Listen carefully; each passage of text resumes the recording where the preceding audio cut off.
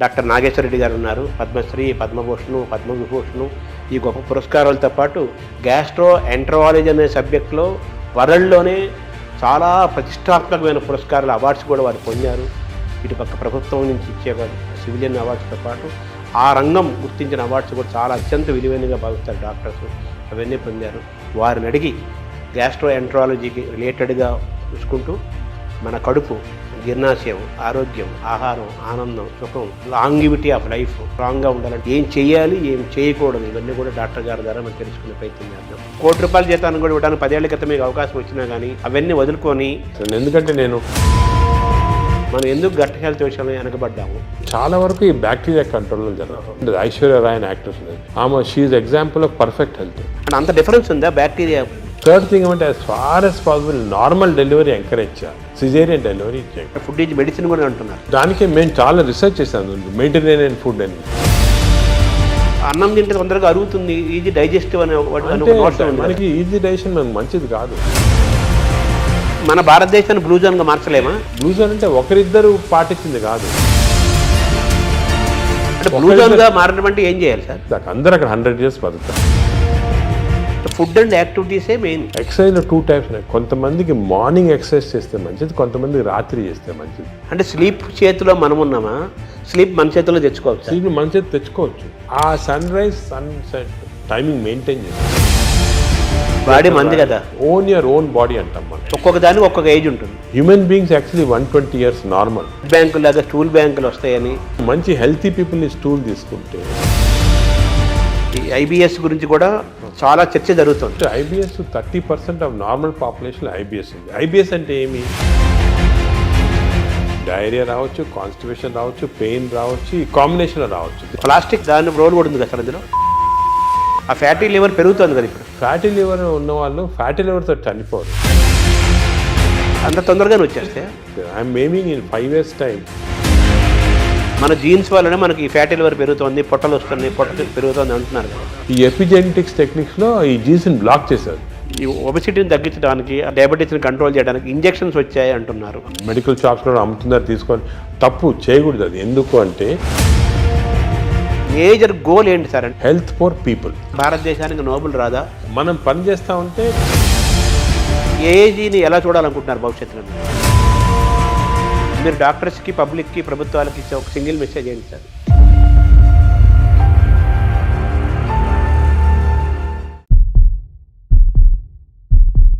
నమస్కారం.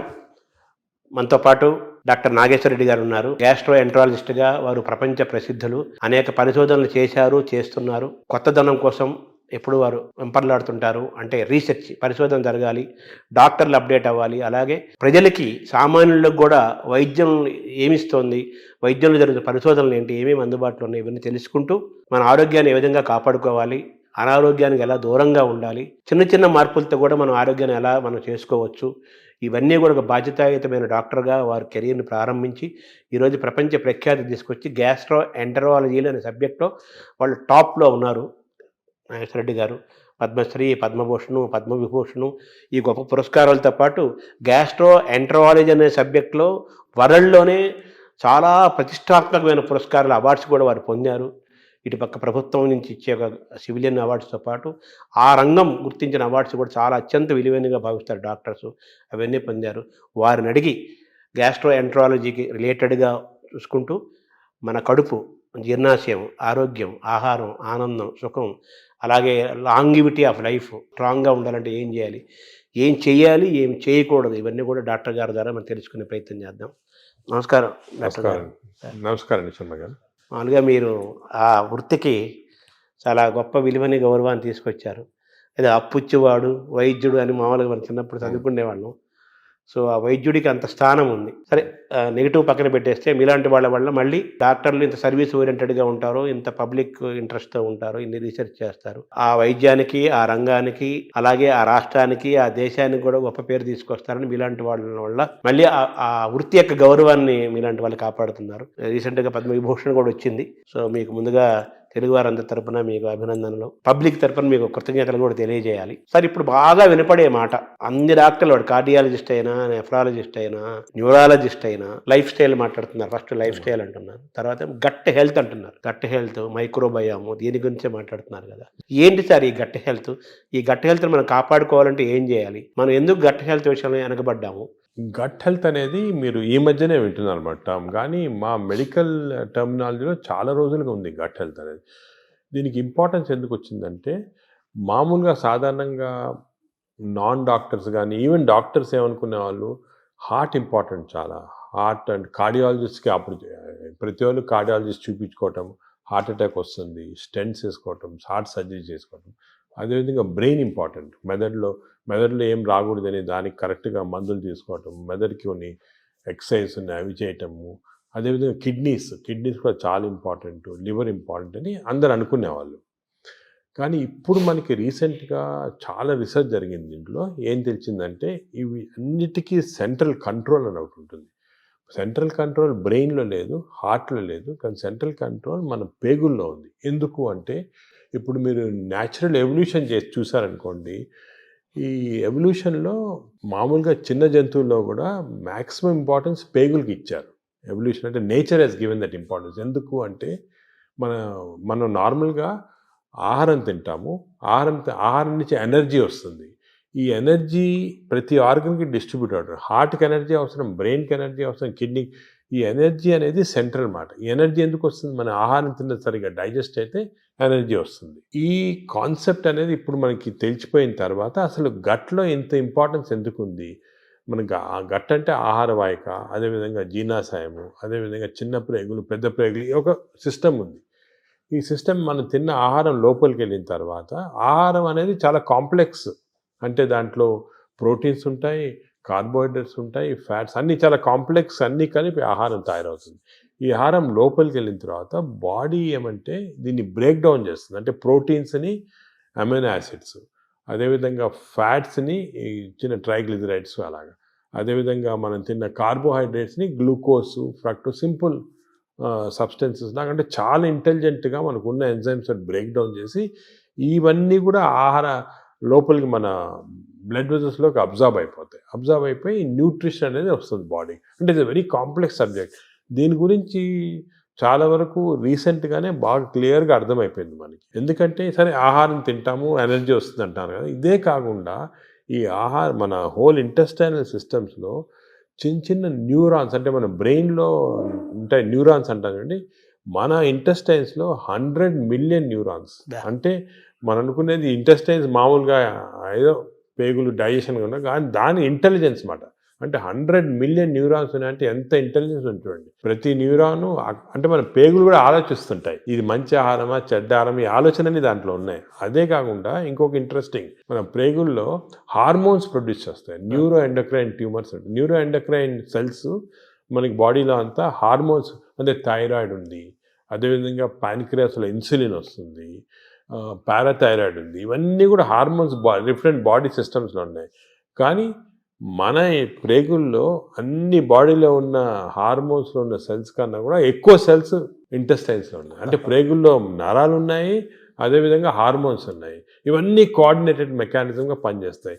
ఇప్పుడు మనకి నాలెడ్జ్ వచ్చింది. అంటే మనం ఆహారం, ఫర్ ఎగ్జాంపుల్ గ్లూకోజ్ తిన్నాం అనుకోండి, ఎక్కువ గ్లూకోజ్ తింటే, అంటే ఎక్కువ షుగర్ తింటే షుగర్ ఎక్కువ అవుతుంది బాడీలో అని మనకు తెలుసు. కానీ ఇప్పుడు ఎలా తెలిసిందంటే అంత సింపుల్ కాదు. మనం తిన్న ఆహారం, అంటే గ్లూకోజ్ కానీ ఏదైనా కానీ షుగర్ కానీ బాడీలోకి వెళ్ళిన తర్వాత బాడీలో చిన్న ప్రేగులో సెన్సర్స్ ఉంటాయి.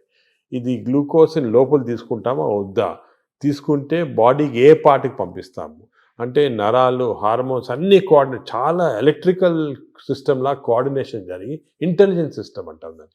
ఆ ఇంటెలిజెన్స్ సిస్టమ్ తోటి ఆ బాడీలో ఎంత అబ్జార్బ్ కావాలా, ఎక్కడెక్కడికి వెళ్ళాలి, అవన్నీ కూడా డిసైడ్ చేస్తుంది బాడీ. దిస్ ఇస్ మన ఆర్టిఫిషియల్ ఇంటెలిజెన్స్ కన్నా ఈ ఇంటెలిజెన్స్ ఎక్కువ బాడీలో. ఇన్ని రోజులు తెలియలేదు, ఇప్పుడు తెలుస్తుంది మనకి. సో హార్మోన్స్, నరాలు. అదేవిధంగా థర్డ్ కాంపోనెంట్ ఇప్పుడు వచ్చింది. థర్డ్ కాంపోనెంట్ ఏమంటే, మనం ఏమనుకున్నాము అంటే మనం తిన్న ఆహారం ప్రకారము మన బాడీ సిస్టమ్ ప్రకారం జరుగుతున్నాను, కానీ అవన్నీ కరెక్ట్ కాదు. ఇప్పుడు మనకేం తెలిసిందంటే మన ప్రేగుల్లో, అంటే ఎస్పెషల్లీ చిన్న ప్రేగుల్లో, పెద్ద ప్రేగుల్లో బ్యాక్టీరియా, వైరస్, ఫంగై 3 ఉంటాయి అన్నమాట. బ్యాక్టీరియా, ఇవేమంటే దిస్ ఆర్ కాల్డ్ మైక్రోబయోమ్. ఈ మైక్రోబయామ్ అనేది మనకున్న సెల్స్ కన్నా, బాడీలో సెల్స్ కన్నా ఈ మైక్రోబయామ్ సెల్స్ ఎక్కువ.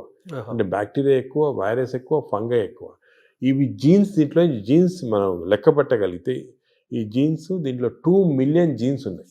మన బాడీలో 20,000 జీన్స్ ఉన్నాయి. అంటే మనకి we are completely controlled by this microbiome bacteria. ఎందుకంటే అన్ని జీన్స్ ఉన్నాయి దాంట్లో. అంటే మన డిఎన్ఏ దానికి రిలేటెడ్ ఉంటుంది. డిఎన్ఏ, మన డిఎన్ఏ బ్యాక్టీరియా డిఎన్ఏ కాన్స్టెంట్గా they are touching each other, talking to each other. మన ఆహారం ఎంత తీసుకున్నా డైజెషన్ అది జరుగుతుంది కదా, ఎంత అబ్జార్బ్ కావాలి, ఎంత వెళ్ళాలని ఈ క్రాస్ టాక్ వల్ల జరుగుతూ ఉంది. మనం తిన్నదానిపైన డిసైడ్ కాదు, ఈ మైక్రోబయామ్ పైన కూడా డిసైడ్ అవుతుంది. సపోజ్ మంచి మైక్రోబయామ్ ఉందనుకోండి, మనని ప్రొటెక్ట్ చేస్తుంది. అరే ఈ బాడీని ప్రొటెక్ట్ చేయాలి, మనం ఈ బాడీలో ఉన్నాము, దీన్ని ప్రొటెక్ట్ చేయాలా అండ్ మంచి సబ్స్టెన్సెస్ అబ్జర్వ్ చేసి చెడ్డ సబ్స్టెన్సెస్ బయటికి పంపించేస్తుంది, మన మోషన్ ద్వారా వచ్చేస్తుంది. అదే చెడ్డ మైక్రోబయామ్ ఉన్నాయనుకోండి, అంటే ఇది ఎలాగంటే ఎగ్జాంపుల్, ఒక దేశంలో ప్రజలు ఉంటారు, మంచి ప్రజలు ఉంటారు, చెడ్డ ప్రజలు ఉంటారు. మంచి ప్రజలు ఈ దేశానికి ఏమైనా చేయాలా, అవి చేయాలా అని ఆలోచిస్తూ ఉంటారు. అదే చెడ్డ ప్రజలు టెర్రరిస్ట్ ఉన్నారు, ఎలా దీన్ని డిస్ట్రాయ్ చేస్తాము అని. మన బ్యాక్టీరియా కూడా బాడీలో అలాగే మంచి ప్రజలు చెడ్డ ప్రజలు ఉన్నట్టు మంచి బ్యాక్టీరియా చెడ్డ bacteria, good bacteria bad bacteria. ఈ బ్యాడ్ బ్యాక్టీరియా ఎప్పుడు ఇలా బాడీని ఎలా డిస్ట్రాయ్ చేస్తాము, ఈ బాడీలో షుగర్ ఎలా ప్రొడ్యూస్ చేస్తాము, ఈ బాడీకి హార్ట్ ఎలాగ చెడిపేస్తాము, ఈ బాడీకి బ్రెయిన్ ఎలా చెడిపేస్తాము కాన్స్టెంట్గా ఉంటాయి. So there is a constant big battle మన ప్రేగుల్లో. బ్యాడ్ బ్యాక్టీరియా గుడ్ బ్యాక్టీరియాకి ఇప్పుడు వార్ జరుగుతూ ఉంది లోపల. పెద్ద సైన్యం ఉంది లోపల. సైన్యం ఉంది, అంటే మిలియన్స్ మన అంత పెద్ద సైన్యం ఉంది. మనకి గుడ్ బ్యాక్టీరియా గెలిస్తే మనకి మంచిది బాడీకి. సో ఈ heart attacks, brain strokes, kidney damage ఇవన్నీ కూడా కొంతవరకు మనం అనుకున్నట్టు ఫిజియాలజీ ప్రకారం జరుగుతుంది, కానీ చాలా వరకు ఈ బ్యాక్టీరియా కంట్రోల్లో జరుగుతుంది. మనకు తెలిసిపోయింది ఇప్పుడు. దానికే మనం చూస్తుంటే కొంతమంది అది ఏదంటే తింటారు, నాకేం జబ్బులు రావంటారు. ఫర్ ఎగ్జాంపుల్, ఫేమస్ ఎగ్జాంపుల్ మనకి ఒక యాక్ట్రెస్ ఉండేది, ఐశ్వర్య రాయ్ అని యాక్ట్రెస్ ఉండేది. ఆమె she is example of perfect health. అందరూ అడిగేవాళ్ళు, మీరు ఏం చేస్తారు, ఎక్సర్సైజ్ ఏం తింటారు? ఆమె ఏం లేదండి, ఏం చేయటం లేదు, మన న్యాచురల్ బాడీ. అప్పుడు ఊరికనే అందరు ఎలాగ natural, this is a natural. అంటే మన మంచి బ్యాక్టీరియా ఉంటే బాడీ గ్లో వస్తుంది, స్కిన్ గ్లో వస్తుంది, అదేవిధంగా షుగర్ కంట్రోల్లో ఉంటుంది. సో ఇది ఫండమెంటల్గా ఇది తెలిసిపోయింది ఇప్పుడు మనకి. సో మోస్ట్ ఇంపార్టెంట్ ఇప్పుడు ప్రజలు అడిగేది ఏమంటే how to have good bacteria, how to avoid bad bacteria. ఇది అనేది ఫండమెంటల్ క్వశ్చన్ వచ్చింది మనకి. దీని గురించి చాలా రీసెర్చ్ జరుగుతుంది. ఇంకో ఫండమెంటల్ క్వశ్చన్ మా వాళ్ళు చాలామంది నన్ను అడుగుతుంటారు, అది ఇన్ని సంవత్సరాలుగా మనం చూస్తున్నాం కదా, ఇది ఎందుకు తెలియదు, ఈ నాలెడ్జ్ ఎందుకు లేదు? ఈ బ్యాక్టీరియా గురించి ఇప్పుడే 2-3 సంవత్సరాలుగా మాట్లాడుతున్నారు అందరు, మీరు కూడా 2-3 సంవత్సరాలుగా ఎందుకు తెలియలేదంటే, ఈ బ్యాక్టీరియా అనేది లోపల ఉంటాయి కదా, దీన్ని తీసి కల్చర్ చేసి స్టడీ చేసే టెక్నిక్స్ మన దగ్గర లేవు ఇన్ని రోజులు.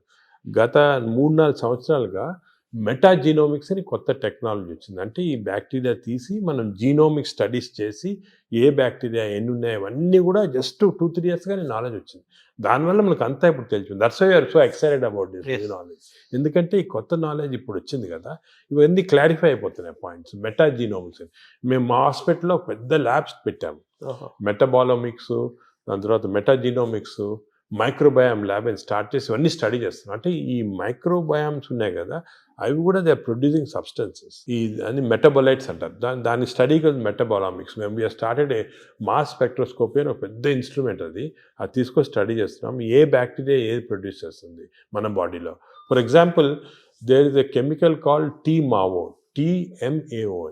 ఈ TMAO ప్రొడ్యూస్ చేసే బ్యాక్టీరియా ఎక్కువైతే ఆ ఎక్కువ సబ్స్టెన్స్ వెళ్ళి హార్ట్ అటాక్స్ ఇస్తుంది. So heart attack is not because of any clogging and all, is because of TMAO. So ఈ బ్యాక్టీరియా ఎలిమినేట్ చేస్తే మనకి ఛాన్స్ తగ్గిపోతుంది హార్ట్ అటాక్. అదేవిధంగా బ్రెయిన్లో 2 సబ్స్టెన్సెస్ చాలా ఇంపార్టెంట్, డోపమిన్ అండ్ సెరటోనిన్. ఈ 2 కెమికల్స్ ఆర్ వెరీ ఇంపార్టెంట్. వాటి యొక్క చర్యలు ఏంటి సార్? ఇవి ఏం చేస్తాయి, డోపమిన్ ఈ బ్లడ్లో నుంచి బ్రెయిన్కి వెళ్ళిపోయి బ్రెయిన్ని స్టిమ్యులేట్ చేసి మనం మంచి థింకింగ్, స్మార్ట్ థింకింగ్, డల్నెస్ తగ్గించేస్తాయి, డిప్రెషన్ తగ్గించేస్తాయి. ఇవన్నీ కెమికల్స్ చేస్తామండి బ్రెయిన్లో. ఇంతకుముందు మనము కొంతమంది ఆర్టిఫిషియల్గా తీసుకునేవాళ్ళు, కానీ అది మంచిది కాదు. ఇంతకుముందు ఏమనుకున్నాం అంటే ఫుడ్, ఫర్ ఎగ్జాంపుల్ ఆల్మండ్స్ తింటే మంచిది, దాంట్లో సెరటోనిన్ ఇంక్రీజ్ అవుతాయని అనుకునేవాళ్ళు. కానీ ఫుడ్ డైరెక్ట్గా దానివల్ల కాదు. ఈ ఫుడ్, మనం తిన్న ఫుడ్ని బ్యాక్టీరియా తీసుకొని, ఫర్ ఎగ్జాంపుల్ మనం బాదం తిన్నామనుకోండి, మంచి బ్యాక్టీరియా ఉంటే ఈ బాదంని లో ఉన్న ట్రిప్టోఫాన్ని సెరటిన్ లాగా మార్చేస్తుంది బాడీకి. సెరటిన్ అంటే బ్యాక్టీరియా ప్రొడ్యూసింగ్ సెరటిన్, డోపమిన్ ఇవన్నీ కూడా, ఇవి కూడా మంచి గుడ్ ఈ బ్యాక్టీరియా. డోపమిన్ వల్ల సార్ దానివల్ల ఏం జరుగుతుంది? డోపమిన్ వల్ల అగైన్ బాడీ ఎనర్జీ వస్తుంది, ఎక్సర్సైజ్ చేయాలనిపిస్తుంది, పాజిటివ్ థాట్స్ వస్తాయి. ఈ డోపమిన్ తక్కువ ఉన్న వాళ్ళు ఎప్పుడు డల్గా కూర్చొని ఎక్సర్సైజ్ చేయరు, దానివల్ల బద్ధంగా వచ్చే ఫ్యాట్, బాడీలో బాగా ఫ్యాట్ రావడం అవన్నీ అలా వస్తాయి. ఈ స్లీప్లెస్నెస్ అవన్నీ కూడా బ్యాక్టీరియాకి సంబంధించి. సో ఇవన్నీ మనకి ఇప్పుడు నాలెడ్జ్ వచ్చేసింది. ఈ బ్యాక్టీరియా ఏవే మంచిది, ఏవి చెడ్డవి, ఇవి మెయింటైన్ చేసుకోవాలి కరెక్ట్గా మనం. అంటే ఎలా మెయింటైన్ చేసుకోవాలి సార్? ఫుడ్లో ఉందా, మన ఎక్సర్సైజ్లో ఉందా? సో మనకి బ్యాక్టీరియా కూడా చాలా వరకు ఫుడ్లో, మనం తిన్న ఫుడ్ ప్రకారం ఒకటి, ఎక్స్టర్నల్ బ్యాక్టీరియా మనకు వస్తుంది. ఇది 3 ఇంపార్టెంట్ రీజన్స్ మనకు తెలియాలి, ప్రజలు కూడా తెలియాలి. ఏమంటే మనకి ఒరిజినల్గా పుట్టుకతోటే బ్యాక్టీరియా వస్తాయి బాడీలో, ఆహారం నుంచి. న్యూ బార్న్ ఆహారం తింది కదా, ఆహారం లేకుండా పుట్టుకతోనే వచ్చేస్తుంది. పుట్టుకతో ఎలాగంటే మదర్ నుంచి డెలివరీలో వచ్చేస్తుంది బ్యాక్టీరియా. అంటే మన తొలి జీవే బ్యాక్టీరియా అని చెప్పచ్చా? అంటే తొలి జీవి అని కాదు, మనం పుట్టినప్పుడు మన కడుపులో స్టెరైల్గా ఉండవు, బ్యాక్టీరియా ఉంటాయి. ఎందుకు అంటే ఈ ఒకటి మన మదర్ ప్లసెంటా ఉంటుంది కదా, లోపల బర్త్ అవుట్ ప్లసెంటాలో కొంతవరకు బ్యాక్టీరియా వెళ్ళిపోతాయి. అంటే ఆమ్నియాటిక్ ఫ్లూయిడ్ అని ఉంటుంది దాంట్లో బ్యాక్టీరియా. అదేవిధంగా బర్త్ కెనాల్ నుంచి పాస్ అయినప్పుడు బేబీ బ్యాక్టీరియా కొన్ని మింగేస్తాయి మదర్ బేబీ. దానికే మేము చాలా రీసెర్చ్ జరిగింది దీని గురించి. ఏం కనుక్కున్నామంటే, మనకి suppose baby is born natural birth, antibiotics వాడలేదు 6 months, మదర్స్ మిల్క్ ఇచ్చామనుకోండి, మదర్స్ మిల్క్ 6 months వాడితే మంచి బ్యాక్టీరియా ఉంటాయి పుట్టుకతోటి. 6 months తర్వాత మంచి బ్యాక్టీరియా. అదే కాకుండా ఈ సిజేరియన్ డెలివరీ చేసి బ్రెస్ట్ మిల్క్ ఇవ్వకపోతే యాంటీబయాటిక్స్ ఫస్ట్ 6 monthsలో వాడితే చిల్డ్రన్లో బ్యాక్టీరియా మార్పులు వచ్చేస్తాయి, చెడ్డ బ్యాక్టీరియా ఉంటాయి. సో పుట్టుకతోటి we're starting with advantage or disadvantage. Advantage or disadvantage పాపం మా బేబీ డిసైడ్ చేయదు, మదరు, పేరెంట్స్, డాక్టర్ వాళ్ళు డిసైడ్ చేస్తారు. అంటే ప్రెగ్నెన్సీ దశలోనే, ప్రీ ప్రెగ్నెన్సీ దశ నుంచే అవగాహన చూడాలంటారా? అంటే అంటే మనకి యాంటీబయాటిక్స్ మదర్కి కూడా వాడకూడదు, ఎంత తక్కువ వాడితే అంత మంచిది. బేబీకి 6 months దాకా అసలు యాంటీబయాటిక్ వాడకపోతే మంచిది. ఇంకోటి ఫీడింగ్ కూడా మనం ఎంకరేజ్ చేయాలి. ఊర్లలో చేసేవాళ్ళు ఇంతకుముందు, ఇప్పుడు ఏదో సిటీస్లో అంతా ఫ్యాషన్ అయిపోయింది ఈ డబ్బా పాలియటం అని, అవన్నీ పోవాలి. 6 months దాకా కంపల్సరీ బేబీకి మదర్ మిల్క్ ఇవ్వాలి. మదర్ మిల్క్లో కొన్ని సబ్స్టెన్సెస్ ఉన్నాయి, స్పెషల్ సబ్స్టెన్స్, అంటే నేచర్ ఇచ్చింది. ఈ సబ్స్టెన్సెస్ వల్ల మంచి బ్యాక్టీరియా గ్రోత్ వచ్చేస్తుంది బాడీలో. బ్రెస్ట్ మిల్క్ ఇది best breast milk is best milk, and breast milk is best for bacteria, correct bacteria.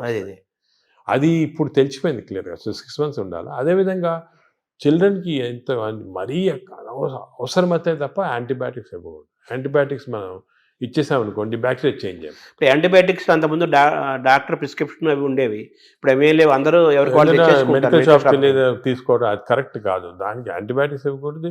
Third thing ఏమంటే, as far as possible normal delivery encourage చేయాలి, సిజేరియన్ డెలివరీ చేయకూడదు. అవునా sir? అంటే అంత difference ఉందా? బ్యాక్టీరియా డిఫరెన్స్ ఉందా? Caesarean ఇప్పుడు అసలు హాంకాంగ్లో ఒక మంచి ఇచ్చేసారు. ఇప్పుడు ఏం చేస్తారంటే, అక్కడ సిజేరియన్ డెలివరీస్ ఎక్కువ అవుతున్నాయని మదర్కి ఆ సిజేరియన్ డెలివరీ టైంలో స్టూల్ ఉంటుంది, అది తీసి పక్కకు ఫ్రిడ్జ్లో పెట్టి, బేబీ డెలివరీ సిజేరియన్ అయినా కూడా బేబీ డెలివరీ అయిన తర్వాత ఆ స్టూల్ ఫీడ్ చేస్తున్నారు బేబీకి. అవును.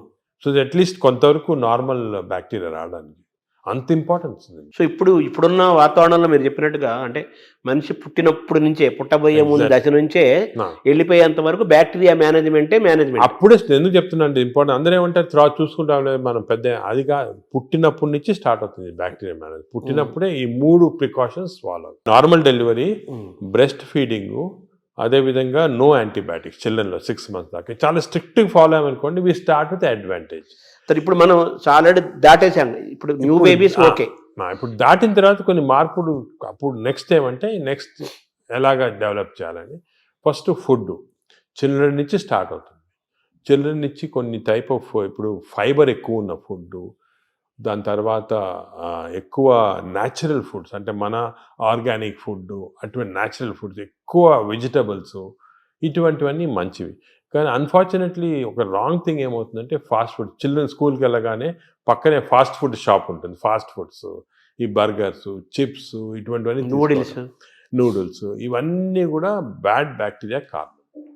అసలు మనం నెక్స్ట్ స్టెప్ చిల్డ్రన్లో ఏం చేయాలంటే, హెల్తీ ఫుడ్ హ్యాబిట్స్ చాలా స్ట్రాంగ్గా పట్టుకోవాలి. ఇంకోటి వర్స్ట్ ఏమంటే, ఈ సోడా డ్రింక్స్, ఫ్రక్టోస్ ఉంటుంది దాంట్లో, ఈ కార్న్ సిరప్ ఉంటుంది, ఈ సోడాస్లో చాలా రాంగ్ బ్యాక్టీరియా వచ్చేస్తాయి. Cool drinks sir? Cool drinks అస్సలు తీసుకోకూడదు. Cool drinks even fruit juice కూడా ఐ డోంట్ అడ్వైస్. ఫ్రూట్స్ మంచిది, ఎందుకంటే ఫైబర్ ఉంటుంది. ఫ్రూట్ జ్యూస్లో ఏముంటుంది, ఒట్టి ఫ్రక్టోస్ ఉంటుంది. ఫ్రక్టోస్ అనే సబ్స్టెన్స్ గ్లూకోజ్ కన్నా కూడా డేంజరస్. అసలు దానికి కూల్ డ్రింక్స్, ఫ్రూట్ జ్యూసెస్ తాగకూడదు. అందరు మిస్టేక్ అంటే కూల్ డ్రింక్స్ తాగడం లేదు, ఫ్రూట్ జ్యూస్ తాగుతున్నాడు. ఫ్రూట్ జ్యూస్ తాగకపోతే ఫ్రూట్ తినొచ్చు కదా. అవును, ఫ్రూట్లో ఫైబర్ ఉంటుంది, న్యాచురల్ అది. మీకు ఫ్రూట్ జ్యూస్లో ఫ్రక్టోస్ వచ్చి బాడీకి మంచిది కాదు ఫ్రక్టోస్. సో అది we should avoid completely. So children next step, baby నుంచి చిల్డ్రన్లో ఏమంటే we should advise them healthy foods. ఈ మిడ్ డే మీల్స్ కూడా స్కూల్లో పెడతారు, అవి కూడా ఒకటేమంటే ఈ ఫాస్ట్ ఫుడ్స్ అవాయిడ్ చేయాలి. Second, hygiene important. ఇప్పుడు ఏమంటే ఈ మిడ్ డే మీల్స్ కుకింగ్లో మనం చూస్తుంటాం, చాలా బ్యాడ్ హైజీన్ వల్ల బ్యాడ్ బ్యాక్టీరియా వస్తుంది. అది కూడా కొంచెం కంట్రోల్ చేయాలి. ఫైబర్ అది కంట్రోల్ చేయాలి, చాలా important. So these are all very important children level. ఇంకోటి, చిల్డ్రన్లో ఫిజికల్ యాక్టివిటీ బాగుంటే మంచి బ్యాక్టీరియా వస్తున్నాయని అది కూడా తెలిసిపోయింది. యాక్టివిటీ సెల్ ఫోన్కి అటాచ్ అయిపోతున్నారు అంతే, అది తప్పది. సో చిల్డ్రన్లో ఫిజికల్ యాక్టివిటీ వల్ల కూడా బ్యాక్టీరియా చేంజ్ అవుతున్నాయి. So we have to encourage sports, physical activity. So మంచి nutrition, hygienic nutrition, organic food, అదేవిధంగా physical activity. Avoid juices, fruit juices కానీ సోడాస్ కానీ, avoid unhygienic food, avoid fast foods. Simple. అంటే చిన్నపిల్లలు, teenagers, adolescence, తర్వాత అలా age పెరుగుతూ next age ఇప్పుడు ఏమంటే ఇంకోటి బ్యాక్టీరియా మేము ఏం చూసామంటే, చిన్నప్పుడు మార్పులు చేయటం సులభం, పెద్ద అయిన తర్వాత కష్టం. అంత ఈజీ కాదు, చాలా ఎఫర్ట్ పెట్టాలి పెద్ద అయిన తర్వాత చేంజ్ చేయడానికి. మీరు ఫుడ్ అనేది చాలా ఇంపార్టెంట్, ఫుడ్ ఈజ్ మెడిసిన్ కూడా అంటున్నారు. ఆ ఫుడ్ దానికే మేము చాలా రీసెర్చ్ చేసాము, మెడిటరేనియన్ ఫుడ్ అని. ఫర్ ఎగ్జాంపుల్ కొన్ని టైప్స్ ఆఫ్ ఫుడ్, ఈ కోకోనట్ వాటర్ అనుకోండి, 2 గ్లాసులు కోకోనట్ వాటర్ తాగితే మంచి బ్యాక్టీరియా ఉంటుంది. అదేవిధంగా బ్లాక్ కాఫీ, అసలు మిల్క్ అనేది రాంగ్ కాన్సెప్ట్. పెరుగు మంచిది కానీ పాలు మంచిది. ప్రోబయోటిక్ అంటారు కదా, పెరుగులో ప్రోబయోటిక్స్ ఉంటాయి. ప్రోబయోటిక్స్ జనరల్, పాలు మంచిది కాదు. ఎందుకంటే మనం వేరే స్పీసీస్ పాలు తాగుతున్నాం. మదర్ మిల్క్ మంచిది బేబీకి. అవును, 6 months అయిన తర్వాత వేరే స్పీసీస్ పాలు మంచిది కాదు. ఎందుకంటే పాలు, ఒక స్పీసీస్లో పాలు is meant only for that species. ఇప్పుడు ఆవు పాలు అనుకోండి, ఆవు పాలు అంటే దూడకు మంచిది, అది గ్రోత్కి మంచిది, చాలా ఎక్స్పోనెన్షియల్ గ్రోత్ అవుతుంది బేబీ. కాఫీ మంచిది కానీ వేరే మనం తాగటం మంచిది. అంటే మన వాళ్ళు ఆయుర్వేదం కూడా మనం సెకండ్ మాట్లాడుకుంటే వాళ్ళు ఏమంటారంటే ఆవు నెయ్యి, ఆవు పాలు, ఆవు ద్వారా వచ్చేదంతా కూడా మనకు మంచిది, బ్రెయిన్. ఆవు పాలు కాదు, ఆవు గీ పర్వాలేదు కానీ ఆవు పాలు మనకి కర్డ్స్ ఫామ్లో, అటువంటి ఫామ్లో మంచిగా. యాక్చువల్ మిల్క్ తీసుకుంటే దట్ ఆవు పాలు మెంట్ ఓన్లీ ఫర్ కాఫ్, అంటే వాళ్ళ పిల్లలకి అంతే. మనం వేరే స్పీసీస్ పాలు దాటం కరెక్ట్ కాదు, అది నేచర్ అగైన్స్ట్. అది అంటే మనుషులు వాళ్ళు తీసుకోవాలి, మనుషులంటే అంతే, exact same species, that is nature. మనం నేచర్ కి వ్యతిరేకంగా వెళ్తాం. సో ఆవు నెయ్యి మంచిది అంటారు కదా, బ్రెయిన్ మంచిదని కాదు, అంటే కొంతవరకు ఇంతకుముందు నెయ్యి తీసుకోవడం మంచిది కాదు అంటే, ఇప్పుడు కొంతవరకు లిమిటెడ్ క్వాంటిటీస్లో పర్వాలేదు నేను వచ్చింది, అంతేగాని మంచిదని కాదు, ఎక్కువ తీసుకోవడం మంచిది అలా కాదు. ఇందులో ఈ జర్నీలో అవాయిడ్ వైట్స్ అనేది ఒక పెద్ద ప్రచారం జరుగుతుంది కదా సార్, అది అవాయిడ్ ఏదంటారు? అవాయిడ్ వైట్స్ అంటే అన్నము, వైట్ అనేది జనరల్ టర్మినాలజీ, కానీ జనరల్ గా దోస్ అంటే ఇప్పుడు మనం ఫుడ్ లో కార్బోహైడ్రేట్స్, ప్రోటీన్, ఫ్యాట్ లో saturated fat, unsaturated fat example ఏమంటే ఆలివ్ ఆయిల్. వెస్టర్న్ కంట్రీస్ లో ఆలివ్ ఆయిల్ ఎక్కువ తింటారు, మనం ఆలివ్ ఆయిల్ తో కుక్ చేయలేము. ఆలివ్ ఆయిల్ కుక్ చేస్తే అది చెడిపోతుంది. దానికి రైస్ బ్రాన్ ఆయిల్ అని ఉంది. Rice bran oil is equal to olive oil, దీనికి అన్సాచురేటెడ్ ఫ్యాటీ యాసిడ్ ఎక్కువ. Saturated fatty acids are hydrogenated fats ఏమంటే వనస్పతి, కొంతవరకు గీ, అవి మంచిది కాదు. కొంతవరకు మన కౌ గీ అంటే ఆవుది వచ్చిన గీ కొంతవరకు పర్వాలేదు, ఎక్కువ మంచిది కాదు. అన్నం కూడా తినొద్దు అంటున్నారు కదా వైట్స్ లో, అది ఫ్యాట్స్ పార్ట్. సో ఎక్కువ అన్సాచురేటెడ్ ఫ్యాటీ యాసిడ్స్ అవి మంచిది. హైడ్రోజనేటెడ్ ఫ్యాటీ యాసిడ్స్ వనస్పతి లాంటిది అవి మంచిది కాదు. నా సెకండ్ ఏమంటే కమింగ్ టు కార్బోహైడ్రేట్స్లో సింపుల్ కార్బోహైడ్రేట్స్, కాంప్లెక్స్ కార్బోహైడ్రేట్స్ ఉంటాయి. సింపుల్ కార్బోహైడ్రేట్స్ అంటే ఏమి, రైసు ఇటువంటివి. ఏమంటే సింపుల్, దీంట్లో ఎక్కువ ఫైబర్ ఉండదు, మనం తింటే గ్లూకోజ్ ఇమ్మీడియట్గా బాడీలో అబ్జర్వ్ అయిపోయి మంచిది కాదు.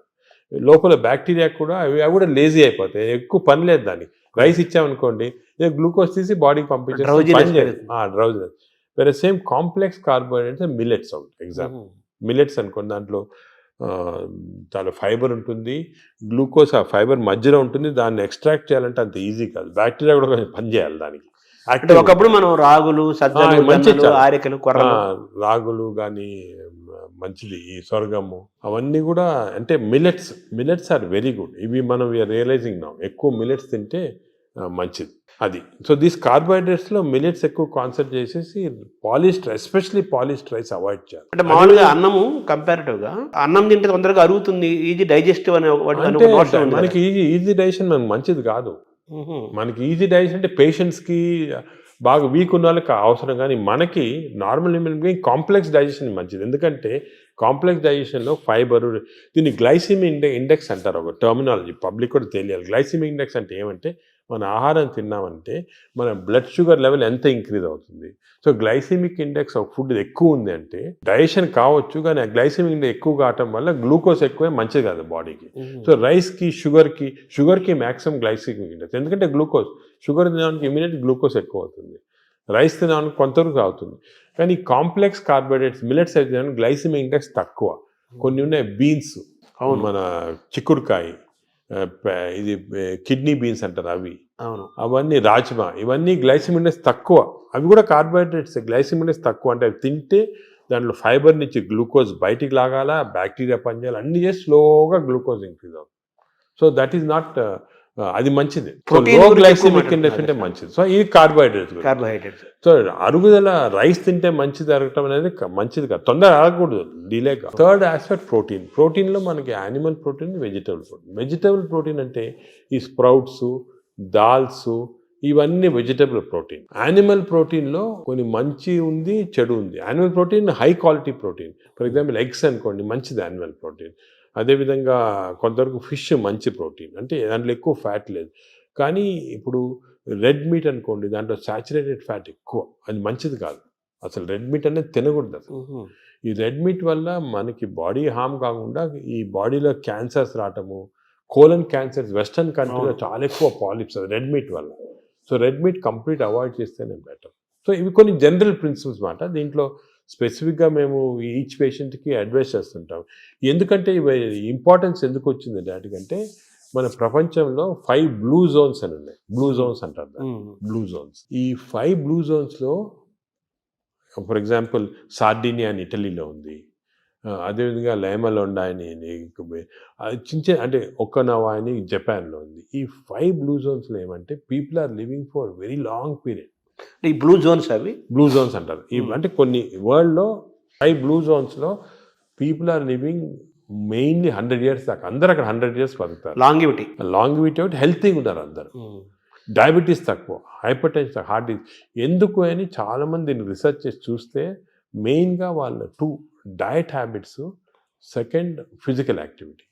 They are all very active physically. 100 years అయినా కూడా వాడు వాక్స్కి వెళ్తుంటారు, అది చేస్తారు, గార్డెనింగ్ చేస్తారు, సైకిల్తో కూడా వెళ్ళిపోతారు. మెంటలీ బాగా యాక్టివ్ ఉంటారు. డయట్ వాళ్ళది మెడిటరేనియన్ డయట్ అని ఎక్కువ తింటారు. ఇది మెడిటరేనియన్ అంటే olive oil, nuts, vegetables, fresh fruits, fish. Food and యాక్టివిటీసే మెయిన్. ఫుడ్ ఇటువంటి ఫుడ్ అంటే మన బాడీకి ఎక్కువ స్ట్రెయిన్ లేకుండా మంచి ఫుడ్. ఇవి మేము యాక్చువల్లీ మా దాంట్లో రీసెర్చ్ చేసి ఇటువంటి ఫుడ్ ఆలివ్ ఆయిల్ మనం తినలేము. Then we are converted it Indo Mediterranean diet. మా వెబ్సైట్లో దొరుకుతుంది, మీకు 400 రెసిపీస్ ఉన్నాయి. అంటే మెడిటరేనియన్ దోశ ఎలా చేయాలా, మెడిటరేనియన్ ఇడ్లీ ఎలా ఉంటుంది, వేరేగా ఉంటుంది మన దాంట్లో. మన ఇడ్లీ అనుకోండి రిఫైన్డ్ కార్బోహైడ్రేట్, అది తింటే గ్లూకోజ్ తక్కువ ఇంక్రీజ్ మంచిదిగా.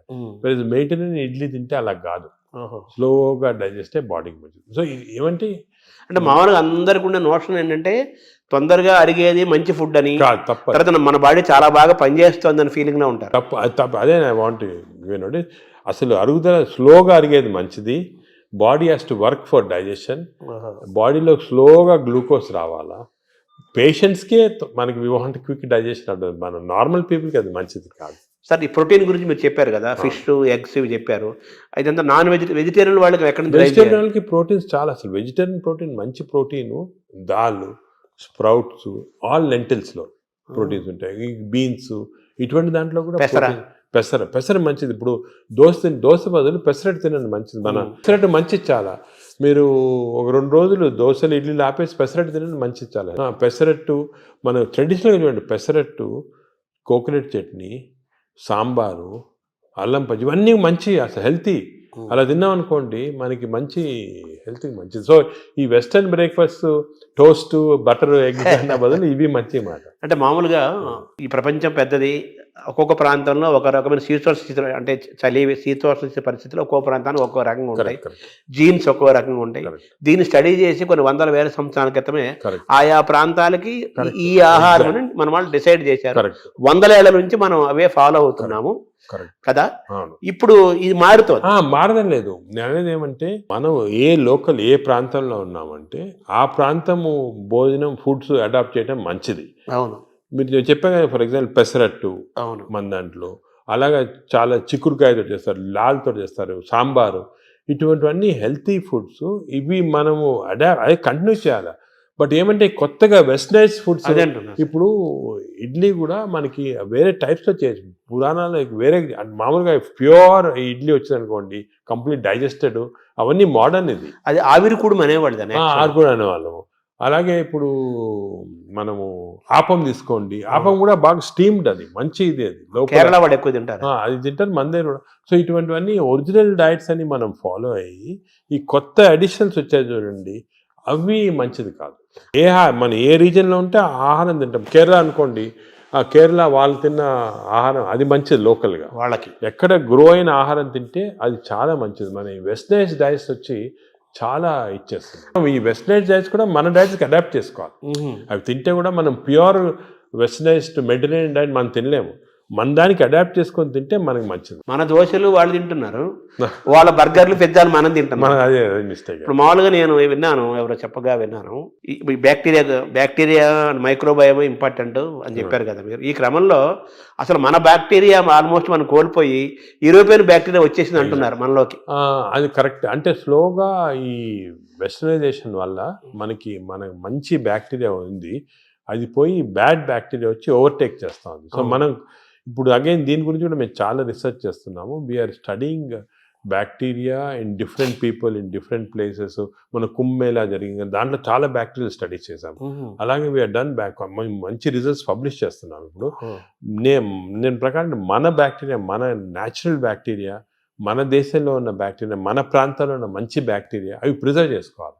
అవి చేయడానికి కొన్ని టెక్నిక్స్, కొన్ని మెథడ్స్ అవి ఉన్నాయి. అవి మేము ఇప్పుడు ఇంకోటి ఏం చేస్తున్నామంటే రీసెర్చ్, ఈ ఎక్స్టెన్సివ్ బ్యాక్టీరియా రీసెర్చ్ చేసిన తర్వాత ఏవి మంచి బ్యాక్టీరియా, ఏ చెడ్డ బ్యాక్టీరియా అని కనుక్కున్న తర్వాత, ఈ బ్యాక్టీరియా అనేది మన స్టూల్స్లో ఉంటాయి, కష్టం వేయటం, థెరపీలు ఏమి లేవు. So we're desiccating it and producing what is called crapsules. అంటే ట్యాబ్లెట్స్, మన ఈ మామూలుగా యాంటీబయాటిక్స్ ఇటువంటి ట్యాబ్లెట్స్ బదులు ఈ డెసికేటెడ్ స్టూల్ క్యాప్సూల్సే ట్యాబ్లెట్స్ లాగా ఇస్తున్నాం. భవిష్యత్తు అదే అంటున్నారు, ఫ్యూచర్ అదే దాని తర్వాత. సార్ మార్నింగ్ మన తెలుగు వాళ్ళం కాబట్టి మన ప్రాంతం మాట్లాడుకున్నాం. ఇప్పుడు మీ టాపిక్ అంతా లోకల్గా ఏ ఆహారం అవైలబుల్గా ఉందో 100 ఏళ్ల నుంచి అది తినండి. లోకల్గా మనం ఎలా ఉన్నామో దాన్ని ఫాలో. సేమ్ ఫిజికల్ యాక్టివిటీ చూసుకోండి, same activity, you don't have to. కానీ ఇప్పుడు ఆ ఆఫీస్లో కూర్చోవడం టైం లేకుండా వేరే అడ్వకేటింగ్, సరే ఎక్సర్సైజ్ 1 hour చేయాలా, ఎక్సర్సైజ్ చేయాలా. ఈ ఎక్సర్సైజ్ కూడా ఇంపార్టెన్స్ ఏమంటే, అందరు నేను 1 hour చేస్తున్నా సార్ టైర్డ్ అయిపోతున్నామని అంటుంటారు. ఎక్సర్సైజ్లో 2 types ఉన్నాయి. కొంతమందికి మార్నింగ్ ఎక్సర్సైజ్ చేస్తే మంచిది, కొంతమందికి రాత్రి చేస్తే మంచిది. ఇప్పుడు నేను ఫర్ ఎగ్జాంపుల్ నేను నైట్ చేస్తేనే నాకు ఫ్రెష్ ఉంటుంది. మార్నింగ్ అది ఎలాగంటే బాడీలో లాక్టేట్స్ అని ఉంటాయి. లాక్టేట్ మెజర్మెంట్ చేసి మనం కనుక్కోవచ్చు. లాక్టేట్స్ ఎక్కువ అయిపోయాయి అనుకోండి, అప్పుడు నైట్ చేస్తే బెటర్. అది మరి ఎక్కువ సంకేతం తెలుస్తుందా? తెలిసిపోతుంది కదా మనకి. ఇప్పుడు బాడీలో ఎక్సర్సైజ్ చేస్తే, అది సింపుల్గా చెప్పాలంటే, సపోజ్ ఎక్సర్సైజ్ చేసామనుకోండి, ఎక్సర్సైజ్ చేసిన తర్వాత మార్నింగ్ ఎక్సర్సైజ్ చేసిన తర్వాత ఫ్రెష్గా ఉండదు, చాలా టైర్డ్ అయిపోయాం అనుకోండి, that means your exercise should be done in the evening. చేసిన తర్వాత ఫ్రెష్గా ఉన్నాం అనుకోండి, you should do in the morning. But సింపుల్గా అది కెమికల్గా కూడా మనం టెస్ట్ చేయొచ్చు. బాడీలో లాక్టేట్స్ తీసుకొని, ఎప్పుడు లాక్టేట్ లెవెల్ చాలా ఎక్కువ అయిపోయింది, ఫర్ ఎగ్జాంపుల్ నాకు పర్సనల్గా చెప్తున్నా కదా, నేను I exercise every day 1.5 hours చేస్తాను, విగరస్ ఎక్సర్సైజ్. కానీ ఆ ఎక్సర్సైజ్ మార్నింగ్ చేశాను అనుకోండి, I feel dull whole day. అదే నైట్ చేశాను అనుకోండి, బాగా ఫ్రెష్ ఉంటుంది నాకు. అది నేను నా లాక్టేజ్ మెజర్మెంట్ చేసి చూసుకున్నాను. అంటే మీరంటే డాక్టర్ కాబట్టి సైంటిఫిక్ గా ఎవరికైనా తెలుసుకుంటారు. మామూలు పల్లెలా మీరు కూడా ఏం లేదు, ఇప్పుడు ఎక్సర్సైజ్ చేసి మీ బ్లడ్ శాంపుల్ లాక్టేట్ లెవెల్ పంపించారనుకోండి, లాక్టేట్ లెవెల్ మరీ ఎక్కువ ఉంటే మీరు నైట్ చేసుకుంటారు బెటర్. అంటే మన బాడీ సంకేతం ఇస్తుంది కదా, మైండ్లో కూడా తెలిసిపోతుంది మనకి ఏది ఎక్సర్సైజ్. మీకు కూడా మార్నింగ్ వాక్ చేశారనుకోండి, కానీ ఇంకోటి ఏమంటే ఎక్సర్సైజ్లో ఏదో లీజర్లీ ఫ్రెండ్స్ మాట్లాడుకుంటా, కాఫీ తాక్కుంటా, ఏదో స్మోక్ చేసుకుంటా వాకింగ్ అది విగ్రెస్గా మినిమం పర్ అవర్ 6 kilometers నడవాలి. Minimum 6 is minimum. అంటే ఐడియల్ 5 kilometers అంటారు కాదు, 6. అదే సెకండ్. అదేవిధంగా ఈ ఎక్సర్సైజే కాకుండా మజిల్స్ చాలా ఇంపార్టెంట్. మనకేం తెలిసిందంటే మన మెటబాలిజము బాడీ నుంచి మజిల్స్ తెప్పిస్తే మంచిది బాడీకి. సో చిన్న చిన్న మజిల్ ఎక్సర్సైజెస్, హ్యాండ్ ఎక్సర్సైజెస్, ఈ కోర్ ఎక్సర్సైజ్ అంటాం, అంటే బాడీలో ఉన్న అబ్డామన్ మజిల్స్ కోర్, ఈ కోర్ ఎక్సర్సైజ్ ఇవన్నీ చేసి మన బాడీలో muscle strength plus aerobics. Strength అంటే అలాగా వీ కెన్ డూ ఈ వాకింగు, సైక్లింగు, స్విమ్మింగ్, ఇవన్నీ ఏరోబిక్ ఎక్సర్సైజ్. ఈ రెండు ఈక్వల్ కాంపనెంట్ చేయాలి. మామూలు చాలా మంది ఉట్టి వాక్ చేసి వదిలేస్తారు, అది లీజర్లీ వాక్. రోజు పొద్దున ఒక 2-3 kilometers ఫ్రెండ్స్ నడిచి వచ్చి బాగా బ్రేక్ఫాస్ట్ తిని హ్యాపీ కరెక్ట్ కాదు, తెలియదు అది. So we have to do the correct type of exercise. Morning ఎక్సర్సైజా, ఈవినింగ్ ఎక్సర్సైజా, ఎంత ఎక్సర్సైజ్ చేయాలా, ఏ బాడీకి ఎక్సర్సైజ్ చేయాలా, abdomen and central abdomen exercise, hands muscle, ఇవన్నీ కూడా కరెక్ట్గా అడ్వైస్ తీసుకొని చేయటం బెటర్. అంటే మామూలుగా కార్బోహైడ్రేట్స్, ప్రోటీను, మీటు, ఇలా పర్ఫెక్ట్ సంపూర్ణమైన ఆహారం ఎలా ఇంపార్టెంటో మన ఎక్సర్సైజ్ ఫార్మేట్ ఎక్సర్సైజ్ ఎప్పుడు చేయాలా, ఏ ఎక్సర్సైజ్, అవి కూడా చాలా అది నెగ్లెక్ట్ చేస్తాం. వాకింగ్, ఏరోబిక్స్, ఇవన్నీ ఎక్సర్సైజ్ కాంబినేషన్ చేయాలి. ఇప్పుడు థర్డ్ కాంపోనెంట్ గట్ హెల్త్కి స్లీప్. స్లీప్ గురించి చాలా మిస్ నామర్స్ అంటే చాలా మంది బిజీ వాళ్ళు. ఇప్పుడు నేను కూడా మొట్టమొదట ఇది కూడా మిస్టేక్స్ చేసేవాళ్ళము. టైం లేదని చెప్పి 4 గంటలు పండుకోవటము అలా చేసి కొంతవరకు ఈ బ్యాక్టీరియా చాలా important. They are very sensitive to sleep. Bacteria కూడా పండుకోవాలి కదా, రెస్ట్ ఇవ్వాలి కదా. మనం సపోజ్ మన బాడీ వర్క్ చేస్తుంది, దాని రెస్ట్ అవి ఇరిటేట్ అయిపోయి గుడ్ బ్యాక్టీరియా పోతాయి బాడీలో. అంటే ఎలాగంటే మన ఆర్గనైజేషన్ ఎంప్లాయీస్ ఉంటారు, మన ఎంప్లాయీస్కి రెస్ట్ ఇవ్వకుండా రాత్రి పగలు పని చేయండి అంటే మంచోళ్ళు వెళ్ళిపోయి చెడ్డోళ్ళు మిగులుతారు, మధ్య ఫైట్ వచ్చి. అలాగే బ్యాక్టీరియా కూడా సేమ్ ఒక ఫ్యాక్టరీ లాగా లోపల. Look after sleep. నార్మల్గా ఇండివిజువల్గా ఒకరికి 8 hours, కొంతమంది 6 hours, అలా డిఫరెంట్ రేంజ్. 6 to 8 hours అంటాము, 7 hours నార్మల్గా యావరేజ్. మరీ ఎక్కువ స్లీప్ 10 hours చేస్తే కూడా లోపల బద్ధకం వచ్చేస్తుంది, బ్యాక్టీరియా కూడా బద్ధకం వస్తుంది. ఎంత ఇవ్వాలి అంత ఇవ్వాలి, 7 to 8 hours. కానీ మోస్ట్ ఇంపార్టెంట్ ఏమంటే మనం మాడిఫై కూడా చేసుకోవచ్చు ఈ స్లీప్. కొన్ని ఎక్సర్సైజెస్ వల్ల 8 hours అవసరం ఉన్న స్లీప్ 4 hours సేమ్ స్ట్రెంగ్త్ రావచ్చు. అదేమంటే రెమ్, నాన్ రెమ్ స్లీప్ అంటారు. రెమ్ స్లీప్ ఇంపార్టెంట్ మనకి, ర్యాపిడ్ ఐ మూవ్మెంట్ స్లీప్ అంటే గాఢ నిద్ర అంటారా. ఆ రెమ్ స్లీప్ అనేది మన నిద్రలో డ్రీమ్స్ వస్తాయి, అవన్నీ రెమ్ స్లీప్. ఈ రెమ్ స్లీప్ మనం if are able to condense to 4 hours we can get. ఇది కూడా ఒక టెక్నిక్, ట్రైనింగ్, అంటే ఇది ఒక సెపరేట్ సబ్జెక్ట్, చాలా టైం పడుతుంది. స్లీప్ హైజీన్ అంటారు కదా, sleep hygiene, sleep training, sleep technique, ఇవన్నీ ఉన్నాయి. ఇవి కరెక్ట్గా మనం చేసుకోవచ్చు. 8 hours 7 hours స్లీప్ని 4 hours చేసుకోవచ్చు. బట్ అది నార్మల్ వాళ్ళు చేయలేరు. మనం దీనికి ఒక టెక్నిక్, ప్రాక్టీస్. ఫర్ ఎగ్జాంపుల్ నేను I mastered it, I can go for 4 hours and get same amount of energy as 8 hours. కానీ మామూలుగా చేయడానికి చాలా కష్టం unless you practice that sleep hygiene. అంటే స్లీప్ చేతిలో మనం ఉన్నామా, స్లీప్ మన చేతిలో తెచ్చుకోవచ్చు. స్లీప్ మన చేతి తెచ్చుకోవచ్చు. చాలా వరకు నార్మల్ పబ్లిక్ స్లీప్ చేతిలో ఉన్నారు. సో అప్పుడు ఏం చేయాలి, suppose you don't have this technique and to do this, ఎందుకంటే ఇవన్నీ కూడా కొంత ప్రాక్టీస్ అవ్వాలి. లేదంటే మోస్ట్ ఇంపార్టెంట్ ప్రిన్సిపల్ ఏమంటే మీరు స్లీపింగ్ బిట్వీన్ 10 to 4, అంటే 6 hours ఉందనుకోండి, 10 to 4 చేయండి, లేకపోతే 10 to 6 చేయండి. అంటే 10 o'clock అర్లీ స్లీప్ అని. ఎందుకంటే నేచర్ కూడా ఎలాగంటే మనం ఎప్పుడు ఈ లైట్లు గీట్లు లేనప్పుడు సన్ రైజ్ లేసేవాళ్ళము, సన్ సెట్టింగ్ పండుకున్నాము పల్లెటూరు. సో సన్సెట్ నార్మల్గా 7 o'clock 8 o'clock అవుతుంది. So early sleep. Sunrise పొద్దున అర్లీ మార్నింగ్ 5 o'clock 6 o'clock.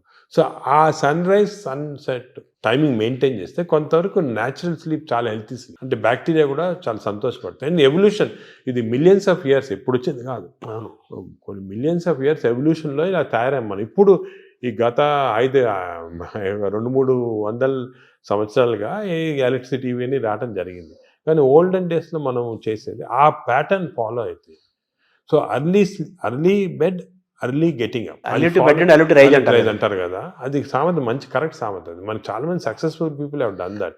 ఇప్పుడు మనకి స్లీప్ టెక్నిక్, వర్కింగ్ స్టైల్ మారింది కదా సార్, మనకు మారింది కాబట్టి మనం ఈ కొత్త స్లీప్ ఎక్సర్సైజ్, స్లీప్ టెక్నిక్ చేసి కొంచెం మార్పుడు చేస్తున్నాం. ఫర్ ఎగ్జాంపుల్ నారాటోళ్ళు అర్లీ స్లీప్ పాసిబిలిటీ కాకపోతే I can modify this using these techniques and get the same effect. ఇది జనరల్ పబ్లిక్ చేయలేరు కదా. అంటే మెటాబాలిజం యాక్సెప్ట్ చేస్తుందా? అంటే మనం ట్రైన్ చేసుకోవచ్చు. స్లీప్ కూడా ట్రైనింగ్ ఉంది.